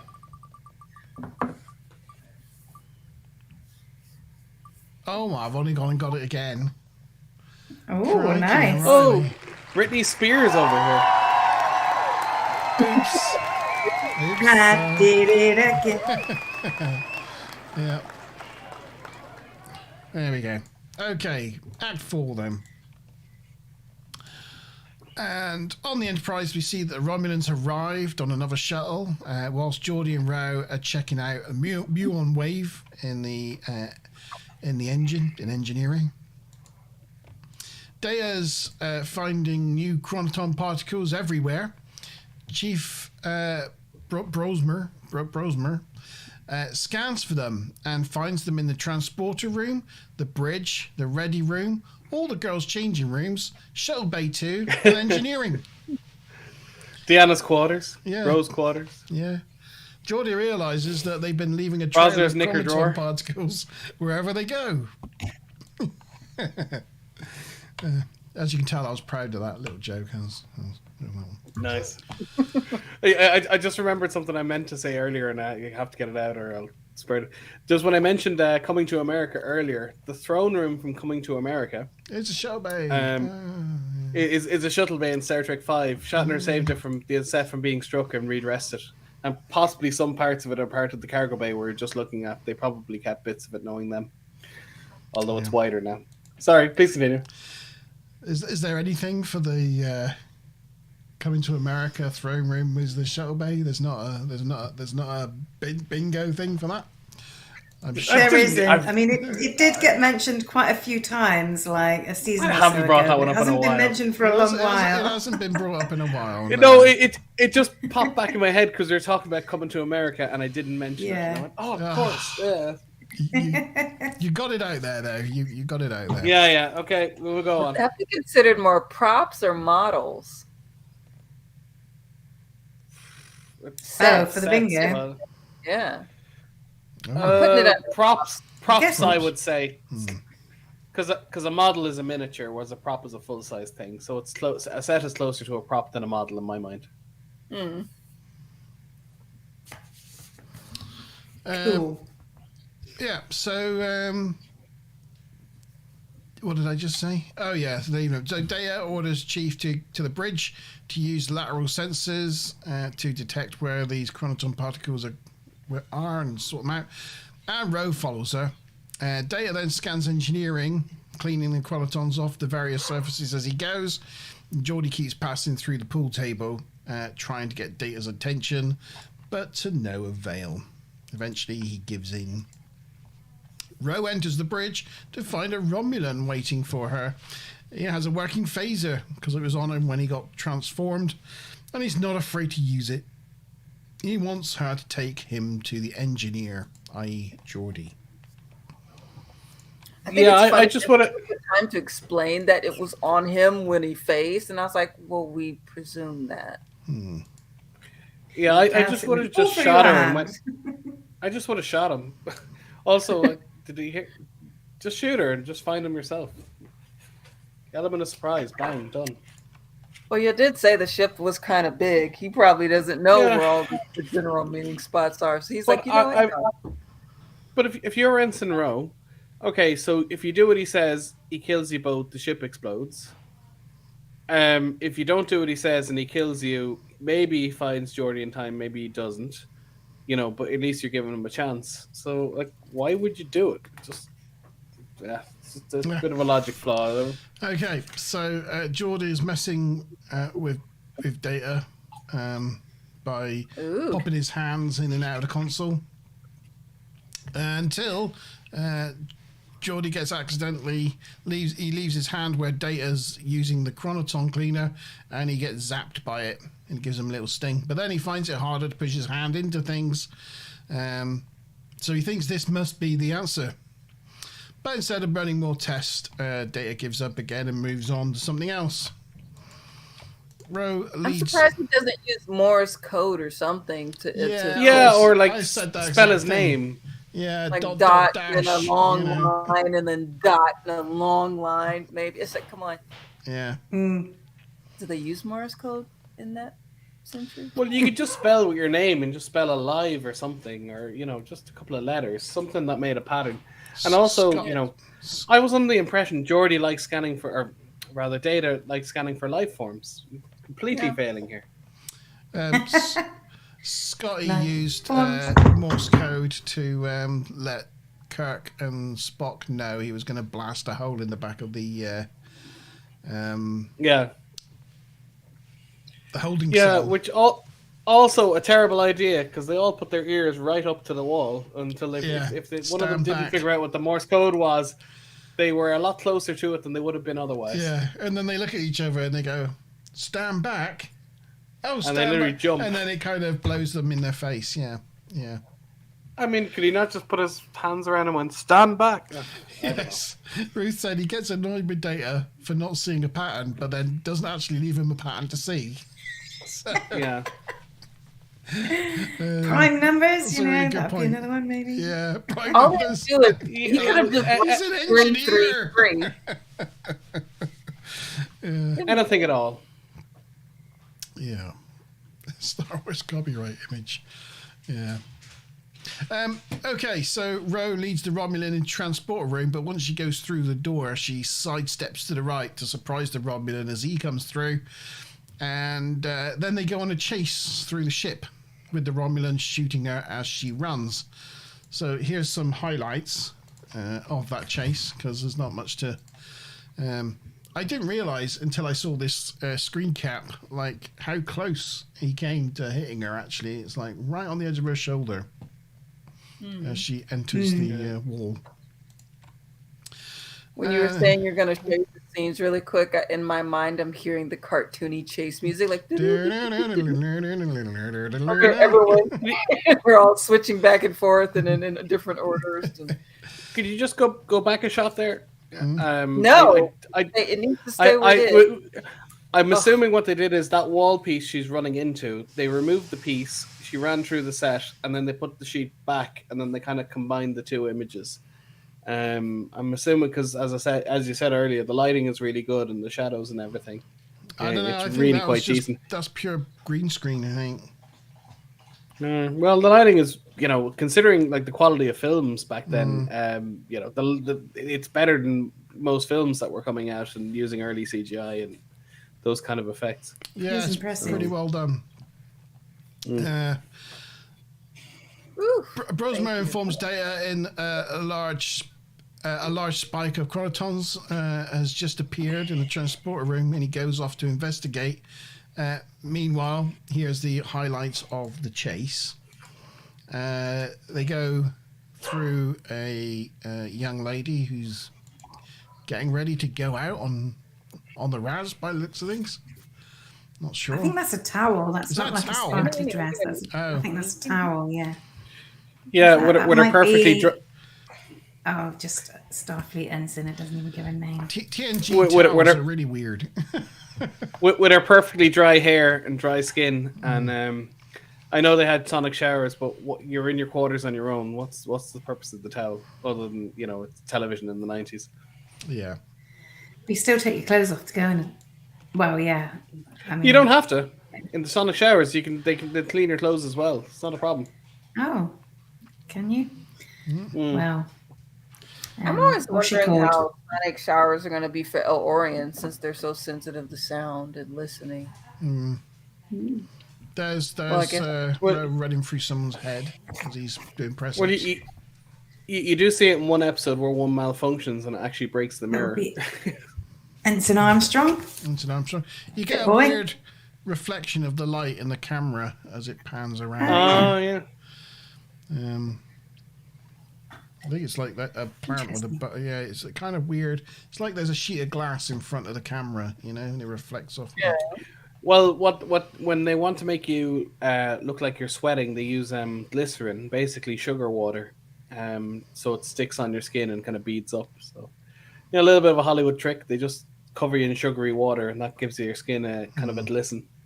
So that's probably why they just sprayed her, obviously, just for the shot to make her look like she was sweating heavily. Which looks kind of weird because their top. It's a he. Oh, sorry, sorry, him. His top his top isn't wet, but obviously the skin is. So yeah, continuity could be a small bit better, but anyway. The bees.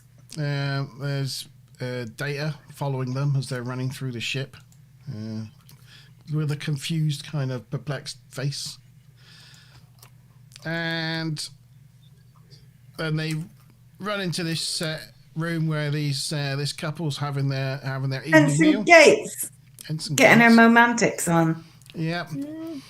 But then Romulan shoots Ro in the leg, and they get into a bit of a scuffle. Data rings the doorbell, and Geordi leaps in, tackles the Romulan, and bumps him out into space. That's the thing you got to be really careful with on this ship, isn't it? Where if you do anything too quick, you don't accidentally just put yourself into space. Fall outside. Yeah. I mean, you would have definitely suffocated then, right? I guess so. Yeah, because there's definitely no oxygen out there. But he tackles him. He doesn't kick him or push him. No, he gets away with it. That's the end of the action. Okay, so where are we? Question 4. Well, 5 really. What kind of beam was used to remove the chronotons? A. Anion. B. Baryon. C. Antichronoton. Or D. Delta radiation. I'll throw in the bonus just before you do that because they're not reliant on each other. 4A. What was the name of Admiral Kane's ship in Battlestar Galactica? Admiral Kane, also played by Michelle Forbes, who plays Ensign Rome. Don't know. Never watched Battlestar Galactica. Darn it. Oh, you should. She's a total bitch in it, and she's a person you love to hate. Just put it that way. I won't say any more about it than that, but it's a great show, and it's made by Ronald D. Moore, so it's got good Star Trek lineage. Sorry, Mazza, go ahead. When Chief Brosmer reports about the new chronoton field, the extra strong big one from the Pew Pew, she says it's on deck 17. So then, according to the doors, what deck do they go to? Deck 10? Deck 8. Ah. And the other thing I thought was a bit odd was the Pew Pew happened like in that room, and then they were running for ages, but Data just goes to where they end up, not where the initial shot was fired, which seems a bit odd. I mean, I know a second shot is fired, but how did he end up there right at that exact moment when the original shot was fired, like, 6 or 7 rooms away? Anywho, and the other thing is that... and he moves really quickly.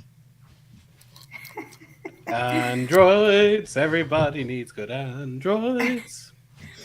That was a Red Dwarf reference. It was actually, yeah. And the other thing is that she's trying to escape this Romulan, and I know he's right on her tail, but she seems to be about a room or so ahead of him. And even though they can pass through walls, he can't see through walls.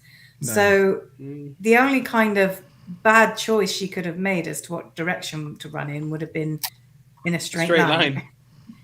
If she had dashed off in any direction, he wouldn't have known which way she'd gone because he couldn't see through the walls. No, this is her ship. He doesn't know his way around. How the hell is he following her? Like, she should definitely know every in and out how to hop around the place. She could have actually just done that straight line run, and when they got to the a room that didn't have like a window there, she can go to a hard right or left, and he's still going to run straight because there's no observation window, and actually just run out into space. Or given she's near the edge of the ship, just take a step to the right, wait for him to go through the door, and push him straight out. Because as soon as he's going through the blank wall, just use his momentum, get him off the ship. It's just a jump to the left. Yeah. Yeah. Go on. All right. I think we have enough time for the questions. Yes, it was Anion. Beams. I think everyone got... Oh, sorry, Ruth. Almost everyone got that right. Baryon was the one from the episode for Starship Mine. Where they do a baryon sweep to get rid of all the baryons that have built up from the warp core. Anti-chronoton is mentioned in another episode, I forget. Delta radiation, Monty, you know what that is? Well, Strange New Worlds is coming back next week. That might...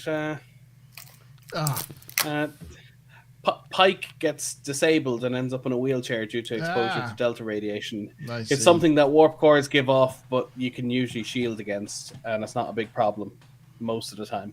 But he got a bad bang of it and he got disabled, and that's why he's in the wheelchair where you can only tap yes and no.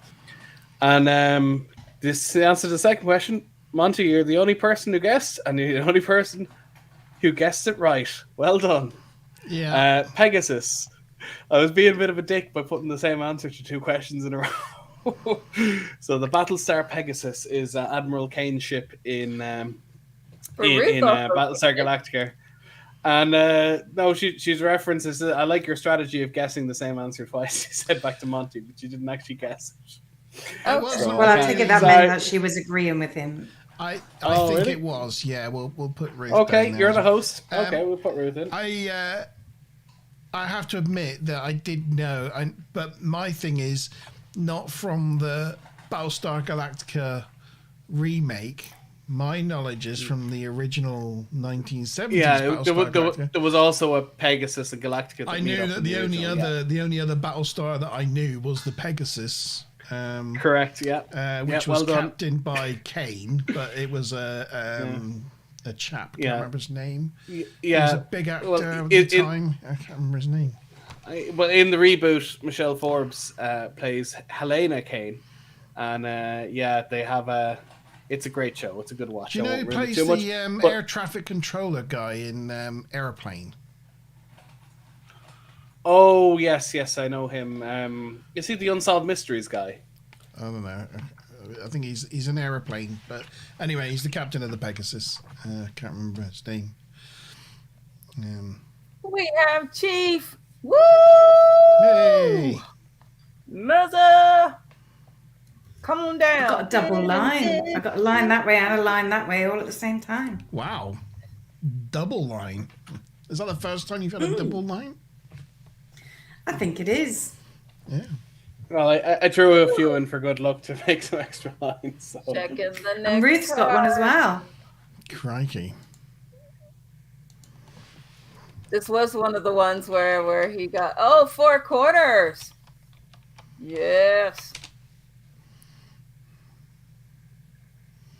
He did Nice. he did some in this one. I was really happy to see because it's been a minute since a few of these have been caught, and Black Box was one of them. Sorry, Wookie, to ask your question, Battlestar Galactica was the hot dog? No, hot dog was one of the pilots on the Battlestar Galactica, one of the later ones. That was the name. That was a star sign, or not call sign of one of the pilots was hot dog. Yeah. Bridges. Starbuck being the most famous one. Oh, Lloyd Bridges. Him. Lloyd Oh, Bridges. Lloyd Bridges was the captain of the Pegasus in the original Battlestar. Oh, right. Yeah. He was the more cavalier admiral that went off and did his own thing. And then in Battlestar Galactica, there's a guy in it. Their version of Baltar. He's kind of the what's the guy from Lost in Space, Doctor whatever his name is, like the evil guy that hangs around and always tries to scheme. Not Jones. Doctor. Yeah, you know the guy. Anyway, Baltar is kind of the bad guy. He's kind of the anti-hero coming along. Yeah. The Baltar in Battlestar Galactica plays Picard's father in Picard. John Chalice is his name. He looks a lot like Bashir, but isn't Bashir. Yes, that's right.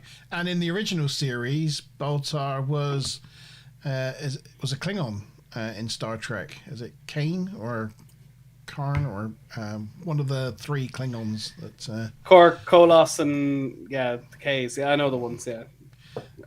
The other one. Very good. Was it Kolos? Oh no, he was one of them. Yeah. Kang and Kolos. That's it. Yeah. Yes. Sorry, Wookie, I managed to find a connection there, but okay. You obviously you didn't know there was a pilot called Hot Dog in Battlestar Galactica. Never mind. Was there a robot dog in the reboot? Did they have a Muffet? No, they didn't do that. Thankfully. But the Raiders, the Cylon, what you call them, fighter planes, they basically have dog brains in them, and they don't have like a crew piloting them. They just have a brain inside a ship. So they're kind of like dogs, dog-like intelligence. Yeah, I know. Yeah. They got kind of heads, haven't they? Sort of.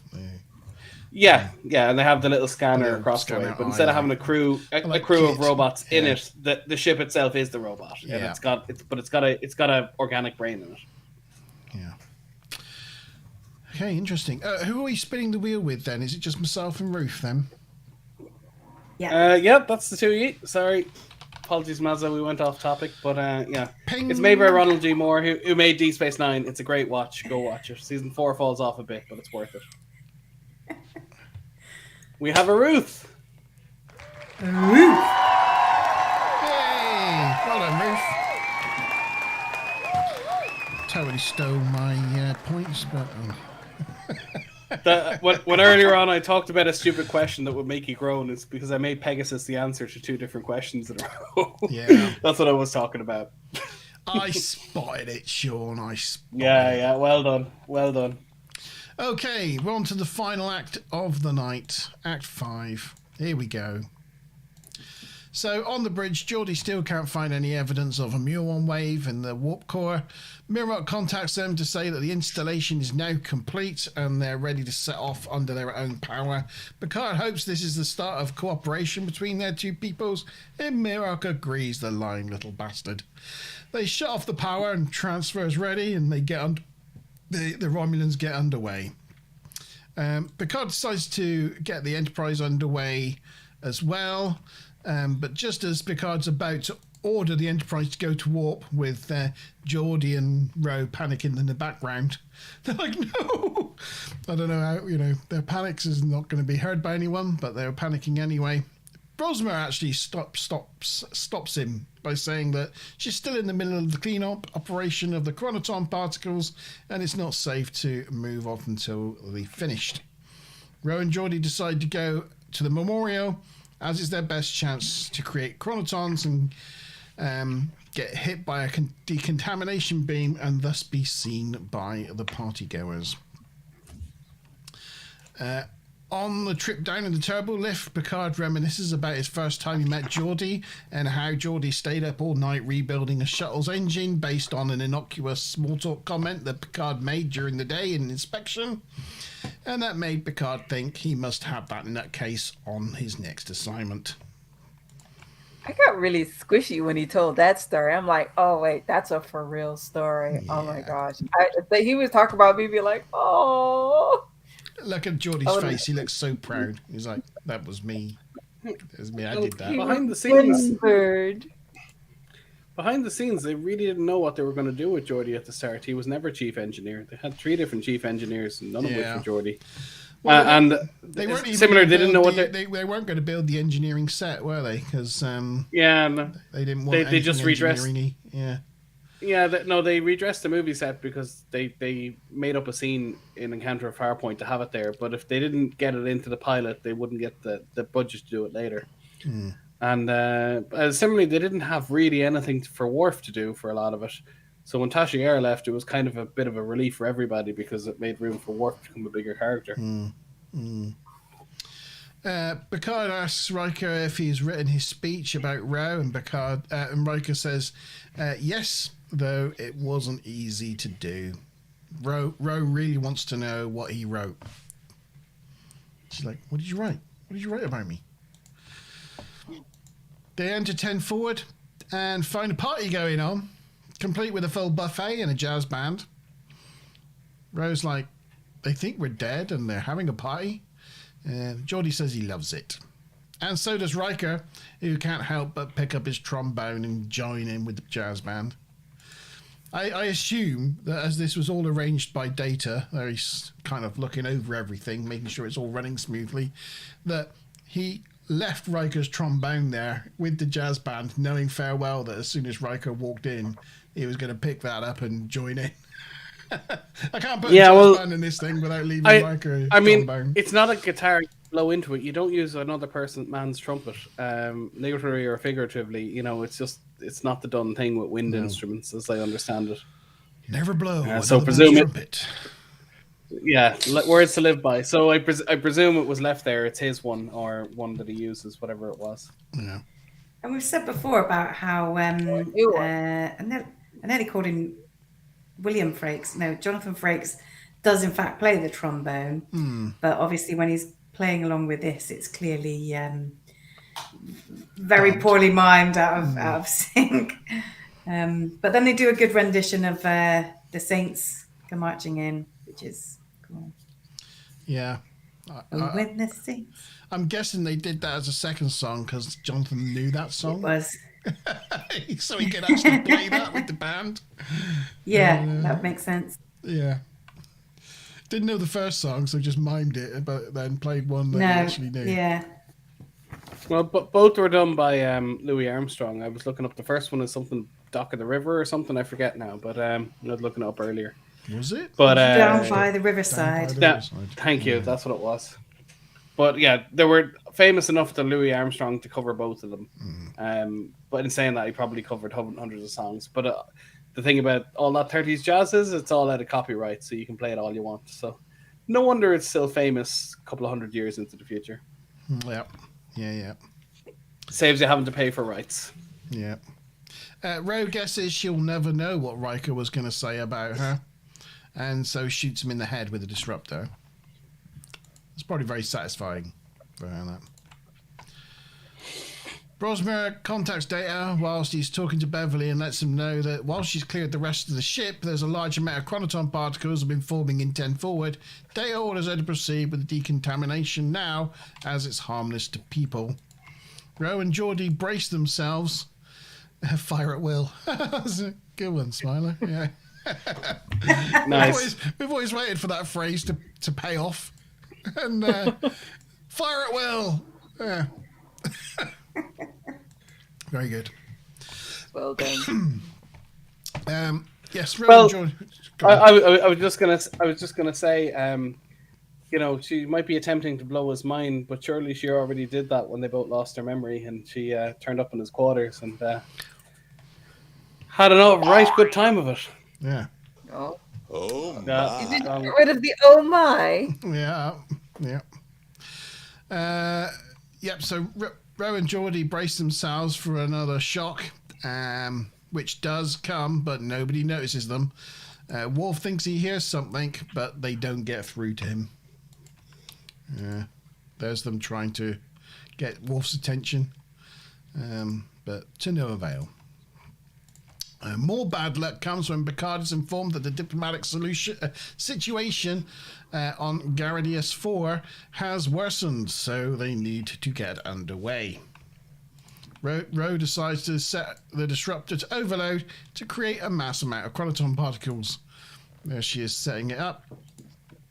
And there it is overloading and explodes. And Picard's about to get the ship underway when Chief Brosmere chimes in again and says particles have increased by 6,000%. Data orders another more intensive sweep. And this time Picard and Data do see something. There they are getting zapped. And from Data and Picard's point of view, they can just make out Ro and Geordi. Can you see us? Can you see us? And they're like, did you see that? No, it's not a ghost, is it? Picard's like, it's not a ghost, is it? I'm sure we're not seeing ghosts. And Data surmises that they must be cloaked somehow, and the anion sweep has disrupted it. Data orders the Chief to set the anion beam to max, flood 10 forward, and that's enough to bring them back.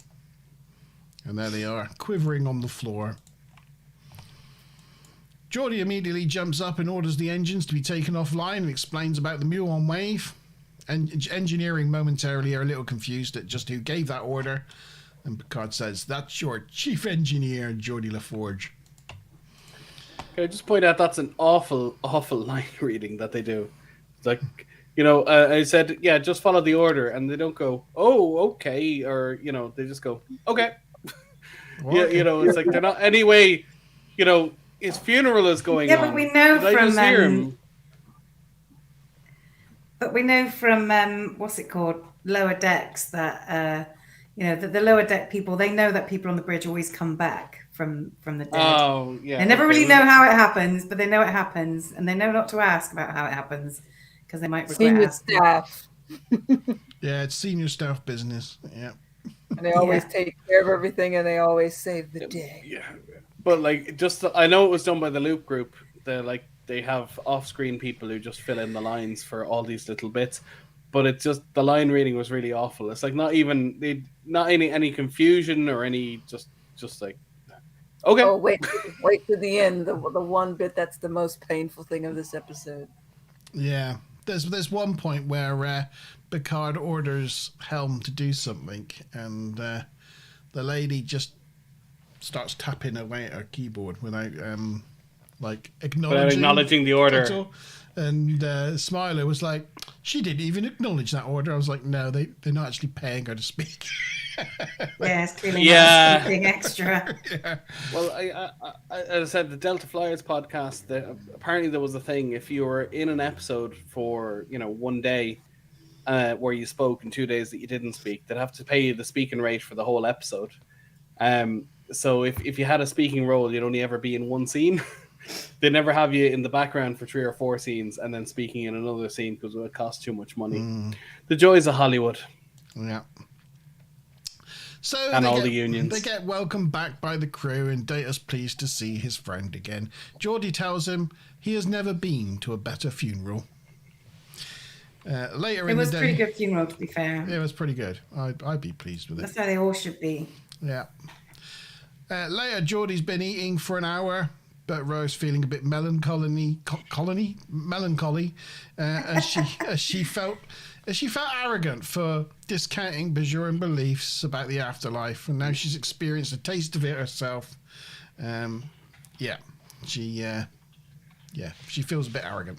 Geordie thinks that should they build their own interface device, because apparently it can do anything, even teach Rolaran humility, it could probably do anything. And they share a good laugh. And that's the end of the episode. But yeah, it just made me laugh that even at the end of the episode here, like he's just stuffing his face. You know, they've been through this experience together. And all he does really at the end of it is stuff his face, discount what she says, and insult her for not being showing enough humility. It's like, I could just imagine, you know, bloody woman. you died. Everyone thought you were dead. They have this big New Orleans funeral for you, and it's all cheers and dancing. And then you just appear, and everyone goes, right, off to bed. See you later. They just leave the two of them alone. Yeah. He's like, yeah, something. You know, they wouldn't be on their own unless they said, "Oh, everyone, we need a moment." No, it's a bit awkward, that scene. I thought the painful part of this episode was the laugh scene at the end where they just kept, and then she's like. And I'm like, oh God, just cut. You know, it was really bad. Watch a few episodes of the original series, and they just end on a joke that's not really a joke, and they'll go, cut to freeze frame. Oh, it's like, oh, why? That scene was bad. Yeah. Actually, going back to Police Squad and Leslie Nielsen and all that stuff, they made so much fun out of that. I almost expected a laugh track and for extra laughs to just start piling in just to add to the comedic ridiculousness of that. Yeah, laugh. it's a very TOS thing to do, yeah. It was the 60s. Yeah, they always have to end on a silly joke. As I said, I love when police. Sometimes it's a morality lesson, but sometimes it's I know. Jab in the arm. We just go away with that one. But... 5,000 people died. Getting credits. I used to love. Do you ever see Police Squad, the TV series? You know, the Naked Gun films were based on them. And basically every episode they always have a joke, and they go, ha. But everyone pauses except for one person who just goes, huh, and just kind of backs out of the set, and it's just beautiful. Love it. But there's usually some sort of visual gag, whether it's like a bird flies in or a cleaner starts vacuuming around them, but everyone's frozen except for one or two people. There's only something like 8 episodes of that.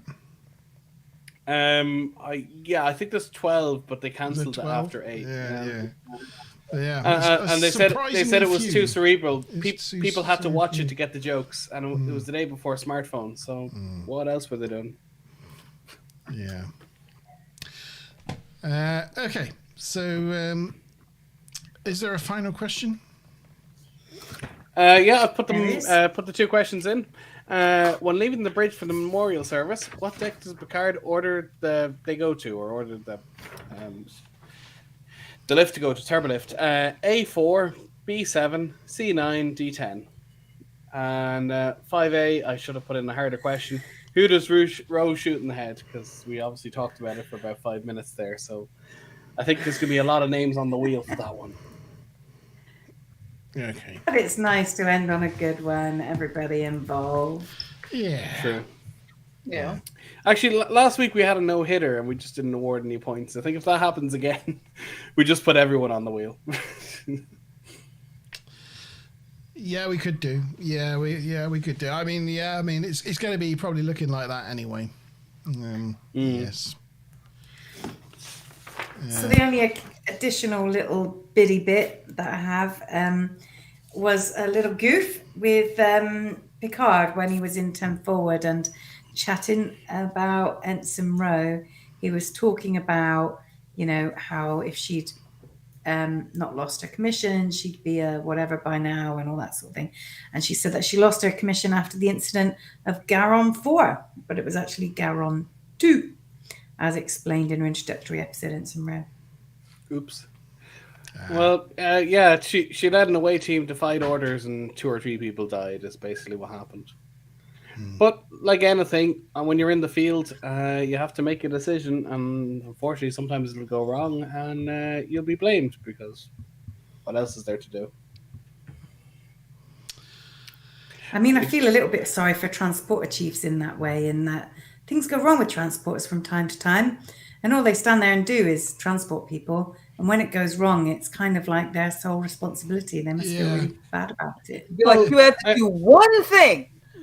One singular thing.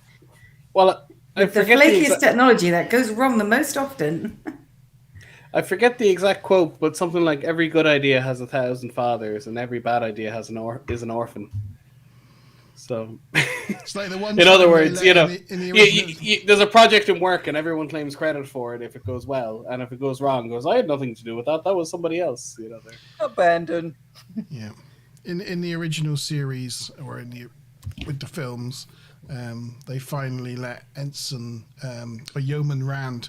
They give her Rand, yeah. They give Rand a promotion to transporter chief, and the first thing she does is mutate the science, or their Vulcan science officer into a blob. She turns them inside out. Yeah. Yeah, it's not a good start on a new job. That one.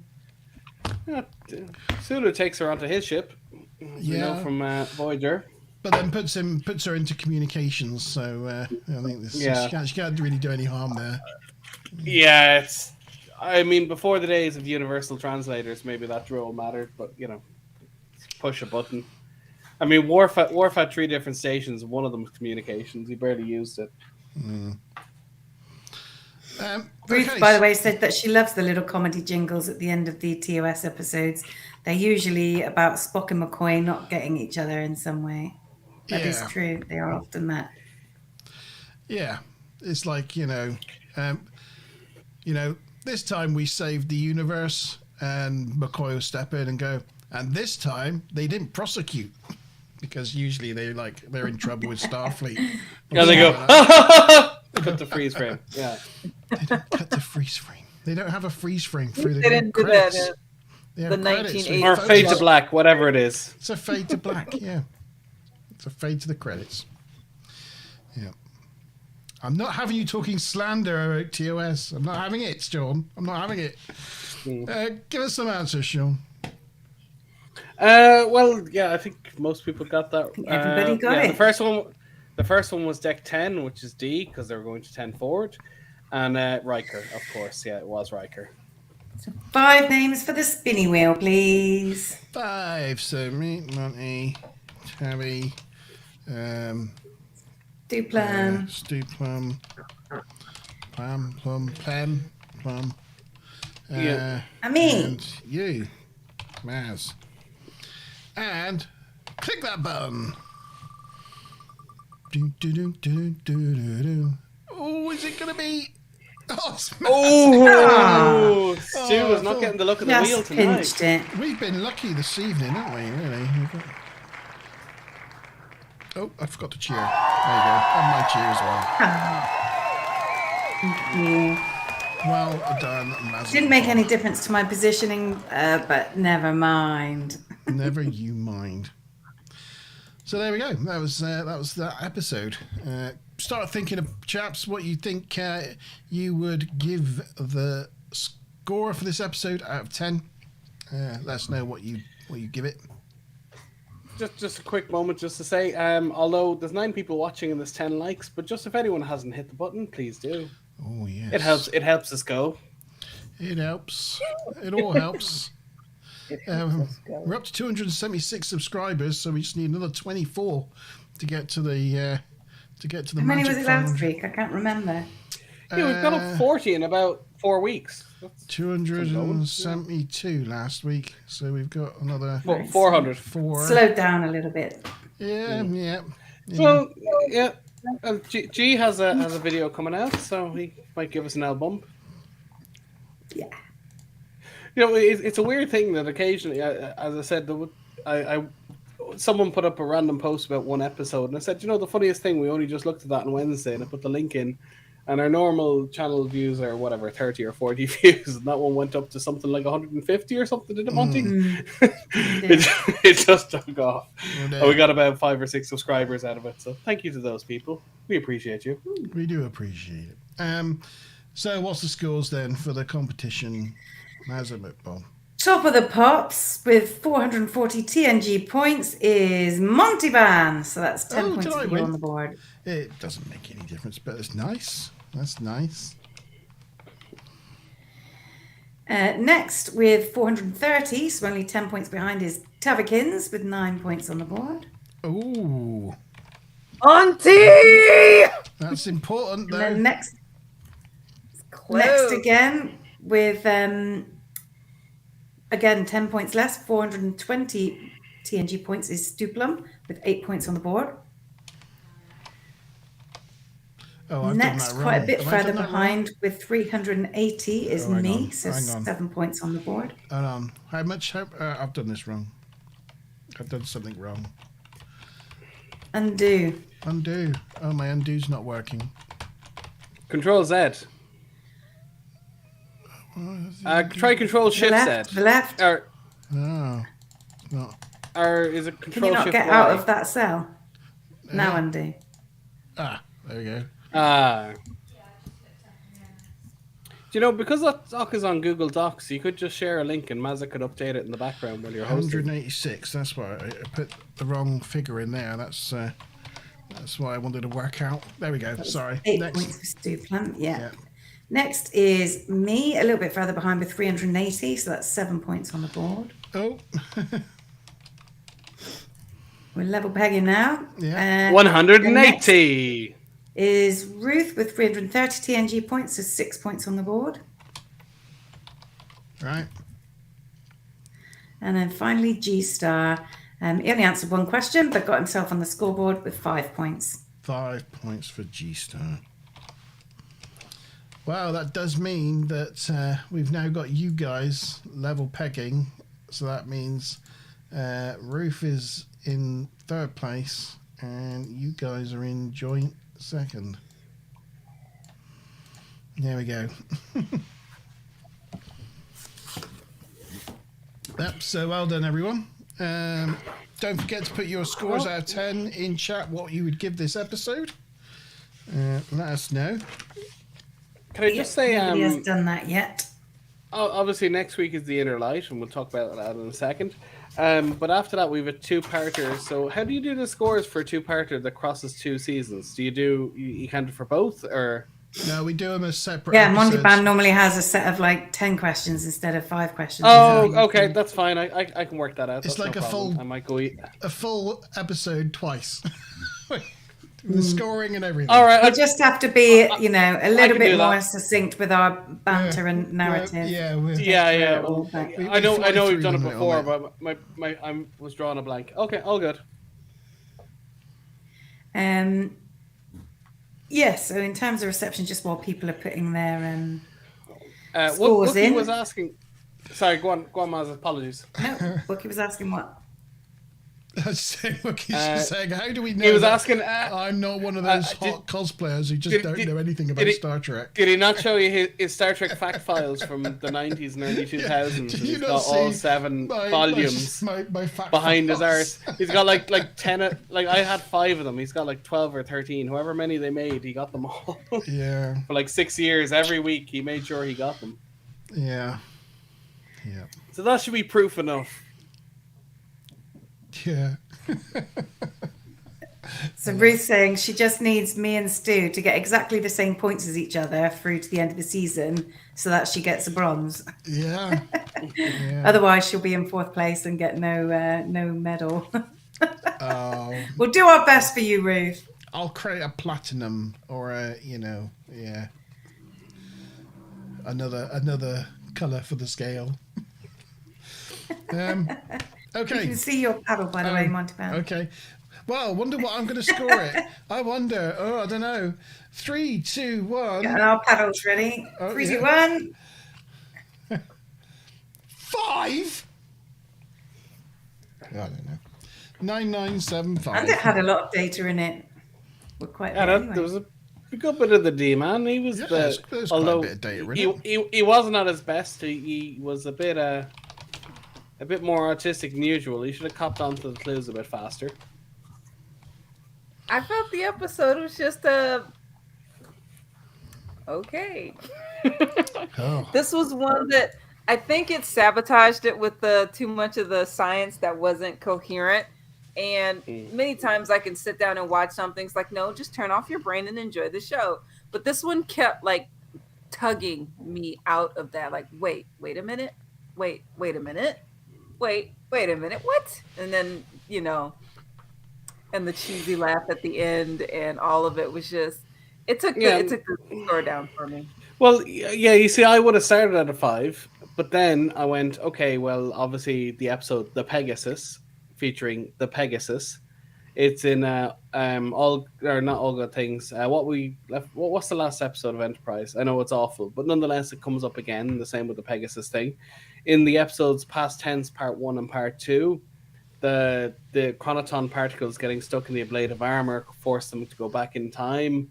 Timescape, the power transfer goes wrong with the Romulans. There's so many episodes that pick up on the few little bits and pieces that come into this episode, or the idea of the afterlife and Bajoran religion, is all of Deep Space Nine, and all of those things together really just push it up for me because I love a bit of lore.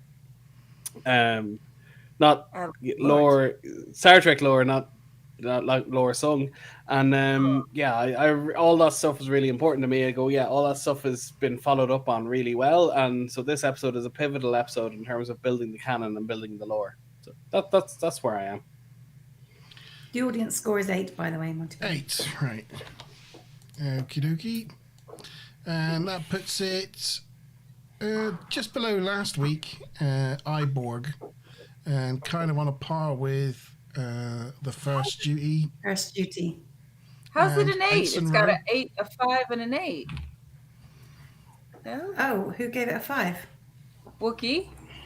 Oh, yes, sorry. I didn't see that. It was in the middle of a bunch of text. So hang on. Yeah, 2 8s and a 5. So what's that? A 6 or it must be a 7, really. Oh, I didn't see that. By the way, not love lore song. Have you really said what? What? Well, what else is his surname? Laura Sung. He must be Laura Sung. I'm talking about the love part. You said what? I said you love a bit of lore, not lore sung. What? Yeah, lore is in canon, as in background information. Yeah, world building. Lore, Lore. not world building, Android not lore. lore the character, lore the word in English. I got that. The But English he's word. thinking about it like he's excluding lore from the category of things he loves, which is outrageous. Oh, I see. I right. Yeah. Well, I don't mind lore. Evil Twin is a bit of a trope, but I don't mind him. He's all right. He's good. We still have him to look forward to in like 20 episodes or something. He comes back for Descent. Yeah, I would like to redefine evil. I think he's just got a dark triad thing on him, but he's not evil. He's functioning properly for a heartless machine. Yeah, he functions exactly the way he's supposed to, and he's angry at the world for being the best version of what he perfectly for a psychopath. I mean, yeah, they're the best version of what they were made to be, and they're mad at the world for not accepting for who they are and who they were born to be. I think with lore, he's just mad at Data. And you get that. He struck a deal with the crystalline entity to wipe out the entire planet. I mean, that's... It was hungry. If you've seen some meme about a guy feeding a puppy in India, everyone would be like, "Oh," but you feed a crystalline entity, and people are like, "Oh." So make up your mind. Okay. Nice, Dupla. See you next week. It's still pretty much around the same. It's around the same. It's high. It's it's in the top 10.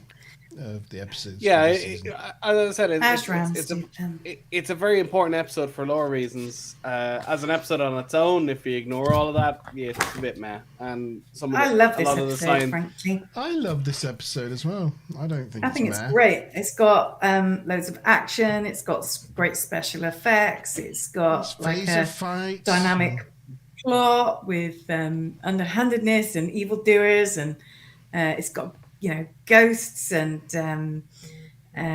humor, and even some of the stuff like seeing the back scene stuff with people doing their workouts and things. There's just so many little bits about this episode that I really love. Yeah, it's a nice little bag of all sorts. Yeah, it's the concept of and I think they've done it in other things before, where like people have died and come, Ghost, like the film Ghost, and Randall and Hopkirk deceased and that sort of thing, or where Ghost comes back and people can't see him, and they have to go about. And I just think it's a nice take on that kind of story and that kind of genre for TNG to do, and I thought it was really well done, and I thought special effects were top notch, and I just really like Maz said about the action and the pacing. For me, I couldn't believe when the story was over and I'd finished my notes, because it just seemed like it took minutes.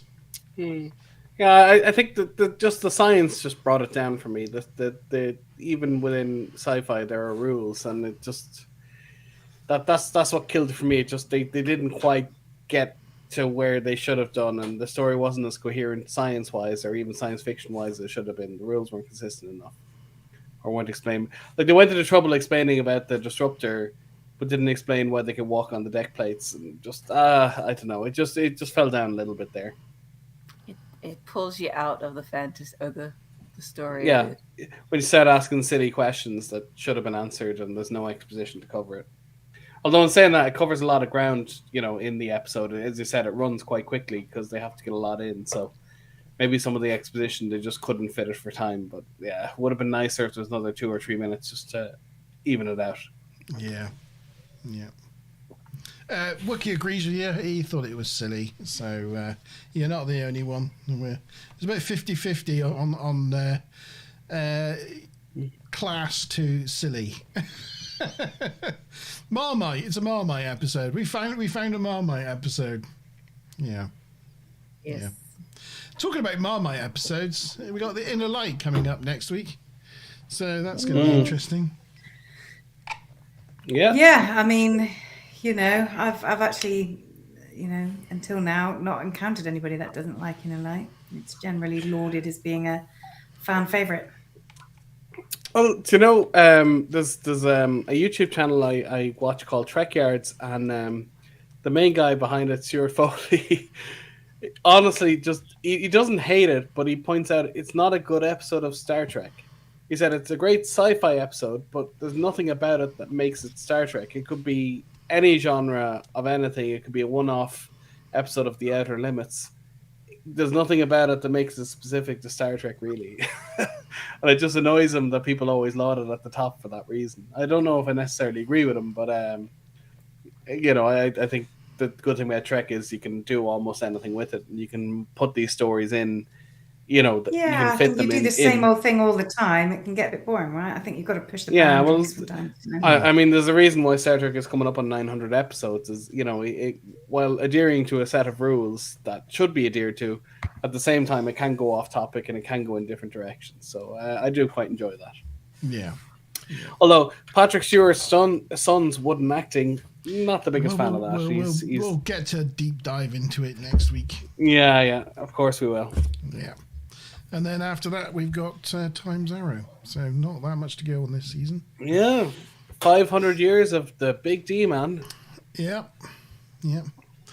This weekend, Mazmat, Bob, and myself are carrying on our Babylon 5 adventure, aren't we, Maz? Is it this Sunday? Yeah, this Sunday. Yeah. Cool. And also, actually, relates to this episode, because I think we watched 4, was it, last time?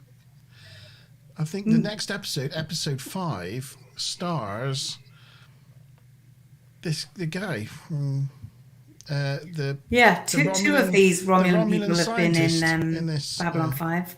Yeah, that Romulan scientist who played Kira's dad, is it? Yeah. He's in episode 5 Thomas of season 1 of Babylon Kopacz. 5. Well, I didn't watch much of Babylon 5, but the first or second episode, your man Morgan Shepherd is in it, and he's been in everything. He's been in Doctor Who, he's been in Star Trek twice, his son has been in Star Trek, his son has been in Battlestar Galactica. The two of them together have played father and son on 3 different sci-fi franchises. Is that the guy with the glass eye? Yeah, that's him, yeah. That guy, yeah. Yeah, well, him and his son have played father and son, I think 3 different times on different shows, one of which was Doctor Who. Yeah, they played the same character at different ages, not father and son. Babylon 5, he was the Soul Eater, so he's a race that goes around collecting people's, or important people's souls before they die and keeps them in his collection rather than them going to waste. And he played the guy that's stuck in the pitcher plant in Voyager, and his son played the father of Icheb in Voyager. They have a whole history, and Wookiee. They've been around. Wanted a video toaster because of Babylon 5, because of the special effects. Well, I told you that, didn't I, Maz? That the special effects were all done on Amiga 500.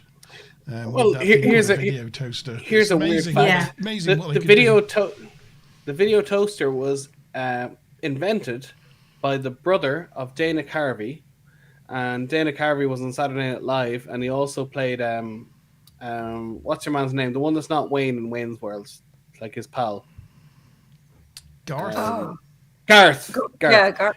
Yeah, Garth in Wayne's World is the brother of the real life brother of the guy who invented the video toaster, and he patterned Garth's behaviors and personality on his brother who invented the video toaster. That kind of nerdy guy. He comes into he has like that electric taser thing he shoots off his belt, and he has little gadgets and stuff. He based it on his brother who invented the video toaster. So there's a random fact. Wookiee, I've still got an Amiga 500 in my loft. Yeah. Do you ever see the supercomputers they built Jurassic Park with? They had like 300 megahertz processors and about 2 megs of RAM in them. And they're like state-of-the-art machines. They're making the best graphics. Yeah. There's even the video. Someone on YouTube managed to get one. I don't know how they got it. They won it in an auction or something. And we're playing around with it. But by modern standards, your phone is 100 times more powerful. I've got a SNES, a Super Nintendo Entertainment System, and a Commodore 64. I've got my own Commodore 64. And the SNES is about the same power as the computer that brought Apollo 11 to the moon, but a lot smaller. Yeah. I mean, it's not much more. It's not much more than a modern calculator. I think it had something like 32 megahertz or something like that. It was really, really small. And I've got a black and orange Binatone machine that just plays like tennis and football. There's just 2 paddles, and it just goes boop, boop, boop, boop, boop. Boop. I got one of those when I was younger because I'd always seen like cartoons referencing it and making fun of it, like a character where if they're facing off, they end up like turning into these 2 beams, and there's a ball in the middle. And this is far out of my at least my play area. But when I got one, I'm like, oh, it's one of the games from the cartoon history. I'm really excited. I'll give you another random fact. Do you know why in Space Invaders, obviously you're shooting through, and as you shoot more and more of them, they go faster and faster? Do you know why that is? Yeah. Monty, you want to take a guess, or you want to say it? It's because there was so many units on the screen that the computer was just freezing and slowing up, and as you destroyed them, more processing power became available. So they just went faster and faster naturally. It was a feature. It's not a bug; it's a feature. It's a feature. But it became an integral. Yeah, they just went, oh, why fix it? That works perfectly. Yeah. So that's it. Also, the other Romulan, what's he called? Parem, the evil Romulan. The evil one. The out of phase Romulan. Yeah. He's also in Babylon 5, season 2. plays a character called Rick. Ah. So maybe we'll try and spot him close to the time. Season 2, episode 8. I'm looking forward to stuff. Sunday. Look, I really like that designation, the evil Romulan. I was like, doesn't narrow it Yeah, down. they're all evil. Yeah, the out of phase Well, one. they're not evil. They're duplicitous. You know, they're scheming. They are scheming. They're all out for themselves. They're not necessarily evil. They don't care about hurting you as such. They just scheme to get what they want. Like they're not on a vendetta. It's not revenge. It's not they're out there just to make your life more miserable. It's just their interests are such that they don't. If you dying makes their life better or gives them political status or whatever it is, then they'll do that. I think the only Romulan that fit that one was Nero, and that was painful enough. Yeah, pretty much. Well, yeah, he was on vendetta, but like he lost his family and he just went a bit crazy. But then he sat around for 20-something years just waiting for Spock to show Well, up. Any idea no, what 20-something years and Spock doing fuck all? No, he didn't. He was in a Romulan prison. It's just there was some deleted scenes, so it doesn't make sense because JJ verse. But he was in a Romulan prison for 26 years, getting beaten up and getting tortured and getting more sadistic, and eventually broke out, and that's when he came out. Oh, I did wonder about that. I thought he was just sitting around in space for 20 years. No, there's some deleted scenes, and there is a line in it where he says, "Oh, they destroyed 40 Romulan warbirds because the technology is so much more powerful than what they had, and they had the red matter. Maybe they could put that in torpedoes. I don't know. You didn't see it, but the plot just doesn't make sense because there was some deleted scenes. And I think they covered it in the Countdown comics a little bit, but also in the Countdown comics, which they called canon at the time. Basically, B4 had the memory of Data, and Data reassumed the body of B4 and was reborn. And then they basically shat all over that after they said it was canon. Ugh. It's why say it's canon and then just change it. Okay, they rebirthed them again, much the same way, but just don't shit all over it. If you're saying it's real, keep it real. Just keep it, yeah. Really, all. Look, he says we always give our audience a happy ending. Yeah. Oh, we're down to 7. We haven't chased everyone off. Oh, yeah. There we go. Is there a reason why you got rid of the oh my? Was it copyrighted or something? No, he still has it. I used it. Okay. Oh my. Yeah, I did use it. I used it just as you said, oh my. I did it then. Okay. Yeah. Oh my. Just makes me think. I don't know. I don't want to know what Wookiee does towards the end of our show. Yeah. I know. We're so mature. But yeah, I mean, you took some notes about Babylon 5 the other week, but I don't know if we're going to do a show about it. But I think we might do a bit of a Babylon 5 catch up at some point. It might be a laugh because we do enjoy it. Would be good. Yeah. We also need to pick a weekend date to do our hot ones. Yes, I do really want to do that. I wanted to do it over the half term, but it's probably going to be the beginning of some holidays, sometime around then. Oh, right, okay. I was going to say the 17th, 18th weekend would work good for us because we're both on holiday from that date. So. Oh, could do it then. Just putting it out there. Yeah. I was just going to say there is talk of a Babylon 5 reboot. So you never know, it might come back into fashion. But also there's talk of a Galaxy Quest reboot and Orville Season 4. It'd be weird if both of them come out at the same time. Plus Galaxy Quest will be made by Paramount, so they'll be making a parody of their own show. I like the idea of Galaxy Quest. I think that could work. I think, that's a story that could be told with actors being whisked off into, that's good. But Babylon 5, we've got Babylon 5. I don't need another Babylon 5. Shouldn't. Leave it alone. It's make something new. It's like somebody trying to repaint the Mona Lisa or something. Yeah. Yeah, well, they could do it a remaster. I mean, all the CGI effects are horribly, horribly dated. Yes, they are, but they're charming. It's quite funny. I said this to Maz when we watched it last week. I thought in the 90s when it first came out that the special effects looked really high tech next to the actual studio filmed bits. So I always thought it looked a bit out of place because it looked like these really crisp special effects and then studio stuff. But now we've got like these massive televisions and 8K and whatnot. Now they've upscaled all the studio bits, so now the studio bits all look fantastic. And then when they cut to the special effects look janky as shit. Yeah. Looks really real PlayStation 2 graphics kind of stuff. Yeah. Well, the great thing about practical effects is, the stuff is in camera. It's there. Yeah. And there's ways of doing things, scaling it and playing with it. But when it's just a really janky, cheap, or not cheap, but like low resolution digital image, there's no more information to be gleaned by,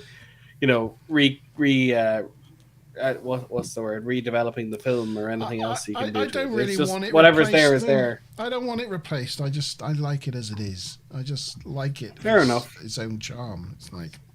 It's like sometimes I just think people should just leave things alone.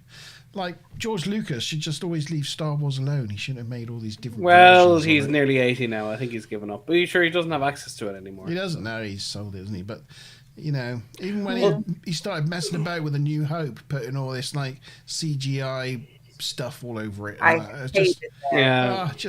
And I was so upset that you couldn't find the originals anymore. I remember. You can find them. You gotta find but in the United States, I was going to Blockbusters or anywhere. Even when you bought it, you had to go to like a pawn shop and find like the VHS tapes because they changed. It's like they recalled and changed. He's like, do I have one right here next to me? Well, they have I think if you say all the 7 seas of the internet, I think they're called the demastered editions, and they've recreated them, but they're modern fidelity in terms of the quality of the picture, but they've taken out pretty much all the special effects. They had to combine various different sources. In some cases, they upscaled VHS copies of it.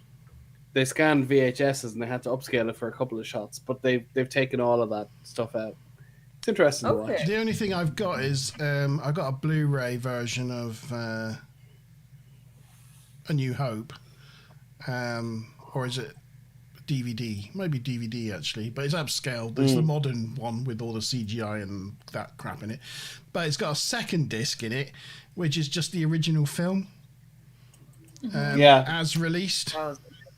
But it's weird because it even says like Star Wars, doesn't even say like A New Hope or anything, or it just doesn't say Episode 4. It just has the scroll, But what I'd like is a upscaled version of the original, if you know what I mean. Just because obviously watching it, it's got all the graininess and it's got like poor sound, clean up. Yeah, well, as I said, the demastered editions. If you sail the 7 seas, the demastered editions, I think it's called. You can find them, and they're a good watch. They've kind of struck that balance between the upscale shots from the remastered editions, but any of the middling shots, they took out all the CGI animals and all that stuff. They just, as I said, in some cases they had to use VHS that was scanned and upscaled, but they put it together. It's a bit janky in spots. Wookie says there is one now. There's a 4K version of the original film. Oh, that would be awesome. I'd love to see that. Well, do you know? I grew up a little kid watching it, and I saw Return of the Jedi as a little kid, and the Ewoks dance at the end of it was like the triumph that I needed. And when they took it out, I swear to God, I think I just stopped it and left the room, and I don't think I ever watched them again. Be like, no, off.